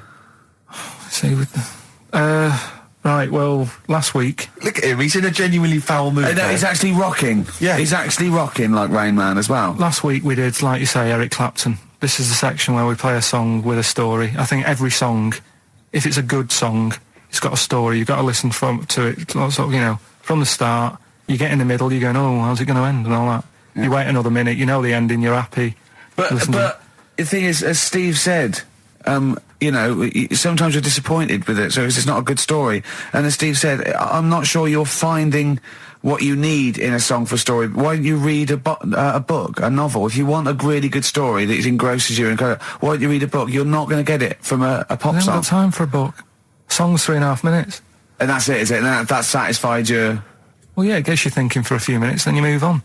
Then you stop thinking. 2 minutes 50, this one, right? It's brilliant. Go on then. It's about, last week we talked about the little crippled fella, right? This one... as I say, I don't think we say cripple anymore, but go on. All right, this one, someone emailed in saying, if you want a song about that, this is a song you ought to listen to, right? Right. It's about this fella who, basically something happened. I think he's in a wheelchair, right, for some reason. You thought that last time. His wife, likes going out. She doesn't take him with her when she goes out. Right. Is it Ruby, Don't Take Your Love to Town? Yeah. Brilliant song. We'll just play it then. Yeah, great song. All right. What do you mean? Oh, it's just, it's a good story. It starts off well and that. You're feeling sorry for him, but then he says, where's my gun? Yeah. Because she's a slut. Why? Because she's going off. Yeah, but what does he expect her to do? What? Just because he paralysed his legs fighting for his country, presumably in the Vietnam War, it says that crazy Asian war. So he's gone, he's fought for his country, he's taken a bullet, he's come home, he can't walk, he should be a hero, and then his wife's going out putting it about downtown. Why do I never meet women like Ruby? XFM. Forever lost. The magic numbers on XFM 104.9. Well, the concert's kicked off, Steve. Yeah, I'm a bit annoyed that we're still here, really. Let's try and wrap this up quite quickly and then shoot No off. one's listening anyway. Nah, we could talk about anything. Well, we do. Yeah, true. It makes no difference to We us. could do a lot more swearing than we normally do. We could do even more. I was talking to Karl the other night, because I've been rewatching for some reason that film Witness with Harrison Ford, where he's a film. policeman that has to protect a little boy who's part of an Amish community. Amish? Yeah. And I tried to explain to Karl... You look plain, John Book. Exactly, Yeah. exactly. And I was obviously trying to explain the Amish to Karl. He'd never heard of them. Completely stony-faced. Amazing. Amused. Now, for those... Okay, you explained it to him, have you? Okay, then. Yeah. Now, I don't know what you said, but I'm assuming you got it right? Karl, now tell me back now, what are the Amish? They're just people who sort of live like in the olden times. So to them, they're sort of in about 1842 or something. So they're getting old papers and that. They haven't cut up to. No. They don't have telly. They don't deny that the 20th century has happened. They just don't want to be part of it. They look up and they see planes and they know what they are, and they go into the town and they see it in the window of Dixon's, a telly. They just don't want to be part of it. No, they're still living. They are still living like it's that's what I mean. Yeah, but they know about everything else. They just don't want to be part of it because they think that the sort of the revolution was a bad thing. They think that society became more and more depraved, and they wanted to go away from it, and they want to go back to old values, and they think they don't need TV and jets and that way of life. They can survive in the old way because the old way was better. Missing out on Live 8. Yeah, but they haven't had Band-Aid yet. Yeah. I think this is the problem that Karl had. He in his mind, they were just a bit delayed, so that in his head they were slowly moving towards the 20th century. They wouldn't be able to watch most of these bands, all their electric guitar. They'd be allowed to watch Tracy Chapman. Yeah. Doing an acoustic set. Yeah. Between the bands. Yeah. That'd be all right. But no, in Karl's mind, it's like if he... Although they wouldn't like Fast Car. They wouldn't like a scene about that. They go, I don't know what you're talking about. Pony and Trap. You got a pony and trap. That'd be all right. But are they still? Do they still get sort of rubbish posts and that saying we need your money for this, or get behind this charity? They live in an isolated community. They're farmers, aren't they? They're farmers. It's an agricultural community, and they're obviously very staunchly religious. In actual fact, it would suit you very well because you hate crowds, you hate groups of people, you don't like the modern world. You'd love it down there, wouldn't you? He wouldn't like getting up at 4 o'clock to milk a cow, though, would he? Well, no, but he'd get used to it. Go back to bed, couldn't you? It's probably out. I mean, have they got anything to do with the Hare Krishna people? No, nothing at all. Because out of all the religions, that's I'm not a religious person. I don't understand. You're only saying Hare Krishna because you've got the head. That's the only reason you think it'd be. I'm halfway there. Yeah. But the thing is, out of all, you just what was that? Money just fell out of my pocket where I'm nearly laying down. That's the danger of wearing sweatpants everywhere you go. I'm only ever lying down in a chair.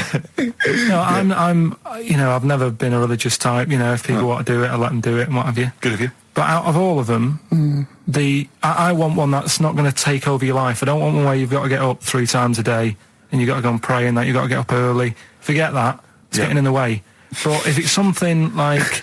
I was walking to work the other day, right, across Oxford Street. There's a little Hare Krishna fella there. And he sort of had... he had a leaflet and stuff. And he said, are you interested? And I said, what do you do? And he said, well, we're against getting stressed out and what have you. And he gave me a plum. They hand out food for some reason. But I sort of asked a few questions. It's just the imagery. These two bold people, one of which is wearing an orange smock, holding a plum in the middle. He hands the other one a plum. It's almost like you can imagine some kind of religious painting. Exactly. Yeah. But you know, what is their sort of main thing? Because he didn't really tell me that much. He was a Japanese bloke, so I didn't know what he was saying that much. Why? He wasn't speaking English? Not very well. He wasn't the best sales bloke to send out for them, is what I'm saying. Yeah. But what's that? Are they? You're saying they're nothing like? Well, I believe Hare Krishna is a kind of as an offshoot of a sort of Buddhist faith. It is. I think they are Buddhist, aren't they? Yeah, and obviously their kind of trademark, as it were, is that they have to say. I believe they have to say Hare Krishna, Hare Krishna in a certain rhythm, in a certain order, a certain amount of times per day. That's why you see them walking down the street saying Hare Krishna, Hare Krishna, because it's actually a sort of religious chant which they're obliged to do. So you see, even if you go into the Hare Krishna faith, you may find yourself, in Tesco or whatever, forced to say Hare Krishna, Hare Krishna. Perhaps out loud, not just thinking it. Yeah, no, out loud. You can put it on an iPod and you can put that on an iPod. No, it doesn't count. No, I think you have to actually say it. So I guess that kind of eats into your social life a little bit. And there's the wearing orange as well. Particularly frustrating, I imagine, if you're in a cinema or a library. A little bit awkward there, midway through. Or Star you Wars, live next door to a bloke called Hare Krishna, who constantly thinks you're calling him. Yeah, that probably. Yeah, so that's in this. I mean, I don't think we've quite done the Hare Krishna faith its full service there, but so interesting to you. I mean, you got handed a plum. You've been treated well by them. Yeah, well, but he couldn't tell. I just wanted to know how much time it would take up. What are the benefits? What can you do? What can? Well, I think the benefits are they probably don't get stressed out. They've probably got that sort of that zen, that chi-ness about them, where they try and interact and quite meditative. Yeah. They've got some nice trainers as well, don't they, with their orange. What are you looking for then in a faith, Karl? You say what are the benefits? I mean, obviously Catholicism, you get the communion wine and bread, so... Yeah, but I can afford that. Right. Probably, just I like the Crusaders. I was forced into joining that as a kid, because a mate sort of joined it, and he sort of said, "Are you joining?" I sort of swore at him. I said, "I'm not doing that." Right? Yeah. He said, "Right, if you don't come with me, I'll tell your mum that you just swore." So I was like, "Oh." So I went. So I went along, and I used to just go on the Friday when they played, Sabutio and stuff. And then I went on one Sunday, and it was totally different. There was no Sabutio. There was no sort of table tennis. The thing where you hold a thing and knock things over. Skittles. There was all that on a Friday. Went on the Sunday, it was rubbish. He said, "Right, sit down in this room." They gave me a Bible. Thought, this looks too heavy, this is too big, I'm not interested in this book. And I never went again. I used to hide on a Sunday when they came round. And that's been the only sort of... why did it suddenly turn out to have to hide on a Sunday when they're coming round? Because they wouldn't leave. Who was it? Were they adults? It was well, he seemed like an adult to me at the time, but he was probably about 27. Well, that is an adult. Yeah, but do you know what I mean? He seemed a lot older when I was a kid. Yeah. And he came knocking and that, and he used to say to me, "Mum, I'll just tell him I'm ill or something." And he used to hang around to see if I'd eventually come out to play and that. And if I did, I think they would have grabbed me and took me there. I love the idea that for you, religion has to bring with it some kind of gift. It's like, join our faith and you get an alarm clock radio. It's like something like I think religion does bring a gift. Usually, it's the gift of the Lord. Well, the gift of everlasting life, isn't it? And that's the problem with it, A lot of people believe in it because they think... But for Karl, his feeling is like, that should be a given. That's safe. I'm definitely going home with eternal life. But what else can I have? Is there an iPod? You have to have a religion, because obviously I don't have a religion. I don't miss it, and I wouldn't want one. I'm an atheist, and that's out of belief. That's out of logic. And we don't get into the politics or the morality of it. Why do you feel you need a religion? Why don't you just get a hobby? Well, I didn't want one. I don't want one. I just was saying that, if I was to get one, which one would I go for? Is what I'm saying. I'd like to see you perhaps as a Jew. I think Judaism would suit you well, I think. What are the hours like for that? Tough. Can be tricky. That's what I mean. I don't want anything that's, And they have a day where they don't eat and stuff. I couldn't be doing that. So then they have days when they eat too much? Yeah, but what happens if I'm not that hungry that day? Like I say, I don't like change. No. I like my Cheerios in the morning.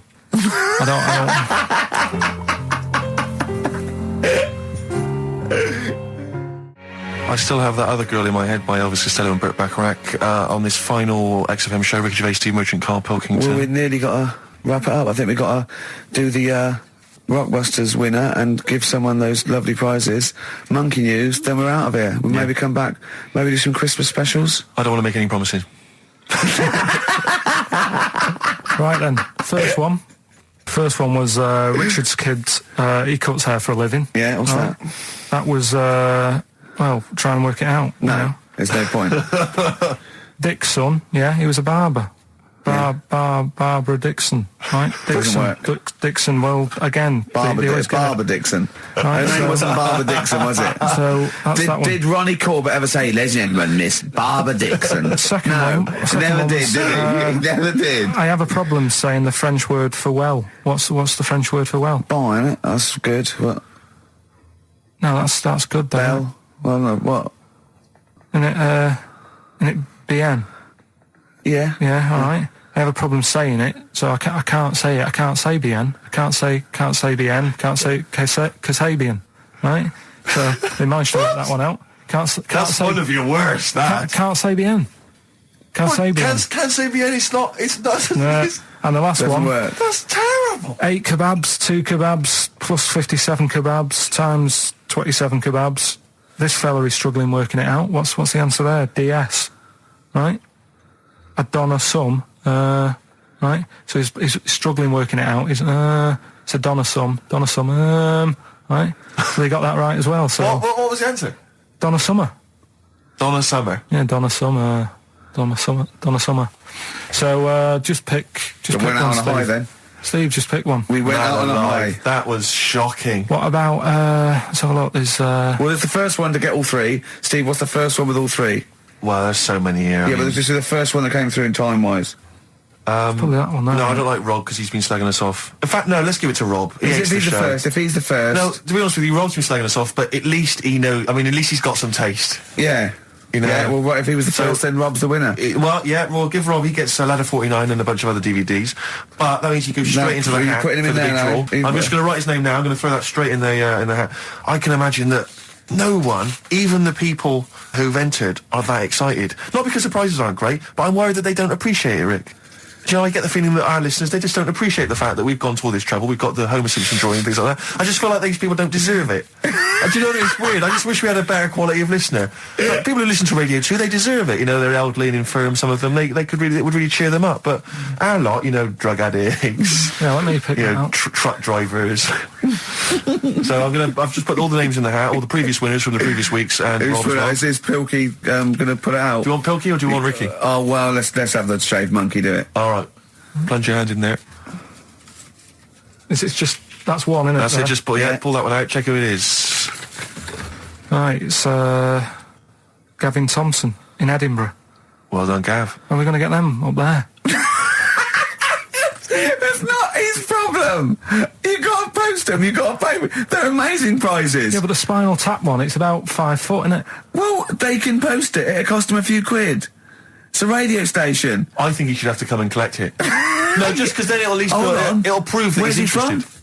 Edinburgh. Give it to Bob Geldof. I'll give it to Bob Geldof. He's walking up there. So He can look it. XFM. Chewing breaks. Fishing for a dream. That's what we're fishing for, isn't it? We're fishing for a dream today. What's that mean? Poverty. I don't know what I was talking about. I don't know. It doesn't matter what you're saying, Rick. No one's listening. No one's listening. Well, we've got to finish anyway. I mean, think about the fact that think how small our percentage of listeners is anyway. Anyway, and then you two are on stage Yeah. at the moment. This is like broadcasting during Christmas dinner. This is the same. It's just On pointless. hospital radio. Yeah. Yeah. Exactly. Where everyone's got an iPod for Christmas. Yeah. On the ward. yeah. Well, we've just got. We're going to go through. We're going to go through now till 5:30, and I've got to rush off. I'm afraid to Live 8. Don't apologise, mate. When people see the glam that you're bringing to that event, They don't even care about the people introducing it. Comedians going, ladies and gentlemen, just get on with it. No, I agree. No, I've got a good joint here. Two blokes will get on with it. Bring on Madonna. But we're going to give it to them, Karl. We're going to go through to the end. We've done everything we have to do. Monkey News. The final Monkey News of the year, possibly. It's been a joy. I'd just like to say, on behalf of myself, Steve Merchant, and this little bald mank, it's been a pleasure. Yeah, speak for yourself. Yeah. But we should just point out as well, if you miss Rockbusters while we're away. Yeah, right. You can log on to xfm.co.uk/Rockbusters, where you can actually see Karl himself introducing you to an interactive game of Rockbusters. Looks very much like Blockbusters. It does, surprisingly. But yeah, you can join into that. And there's also, talking of monkey news, there's a link on the website. I'm trying to think where you go. I think if you go on my little biography bit, someone's done some animation to some old monkey news. Oh, it's brilliant. Great. Right. Yeah. So if you're having withdrawal symptoms of monkey news, then you can find some classic And it's monkey news on animated. there. Classic monkey I feel news. drained today. Do you? Go on. This is the strangest radio show in the world. Yeah. Isn't it? Yeah. Because when we can do that, we can talk about this and go, I feel drained today. Just like he's not. Like, no one's listening. Because that's the sort of thing you say socially and no one listens. Like, just when you're watching up, I feel drained today. It's rhetorical. Yeah. You're not expecting anyone, not even your loved ones, to go, oh, really? They just go, that. But to do it live on air, no one's listening. What I mean is just give us a jingle. But the exactly. But the truth is, the contempt we have for our poor listeners is unbelievable. The listeners aren't listening, and we don't want to be here. So this really is one of the most pointless things ever. No, would have been quite happy to do a full show. But you know what? The flow of it's just. I would love to listen to this back in 10 years. This actual show. Let's keep this forever. Let's keep this show forever. The show, we went early. We were bored. It was the day we're trying to save Africa, but we're a little bit annoyed that no one's listening. Yeah, right. Right, once and for all, the final monkey news of the year. Oh, go on. What were you going to say? No, I was just going to say, if you're not into the Live 8 and you're gay, you're not listening, because you're on a walk. Right, okay. Right. Oh, chimpanzee that monkey news. Right, there's this card game going on, right? in the big hotel in Vegas. Right. The Luxor Hotel in Vegas. Yeah. There's a major card game. All the big players and that were involved. Right, they're all invited. Anyway, so they all meet up in this dark room at the back of the. Oh, there we go, dark room. At the back they didn't work. They didn't see the little 4-foot hairy fella. So it was brilliant at poker. Like I say, it's a big game, and that everyone's been waiting for it. So it's played in the back room, not in the main entrance bit, right? So anyway, like I say, it's dark in there and what have you, and the players went in. There was already someone sat in there, right? Right. But they couldn't quite see Was he him. a short, hairy bloke with slightly longer arms than legs? Couldn't see him. Were his arms slightly longer than his legs, Couldn't see strangely him with it enough? being dark. Was he and what have holding his hand of cards with his feet? you. Anyway. So the cards were dealt, right? Cards were dealt. Game's going on. His cards with his feet. Game went on for hours, right? No one's listening. The terrible thing is that not even we're listening to Karl now. I know. Literally no one is listening to Karl. insulting. There was a lot of smoking going on. It's going on. A lot of eating and nuts going on. That was a bit weird because they don't normally get through as many, but for this night.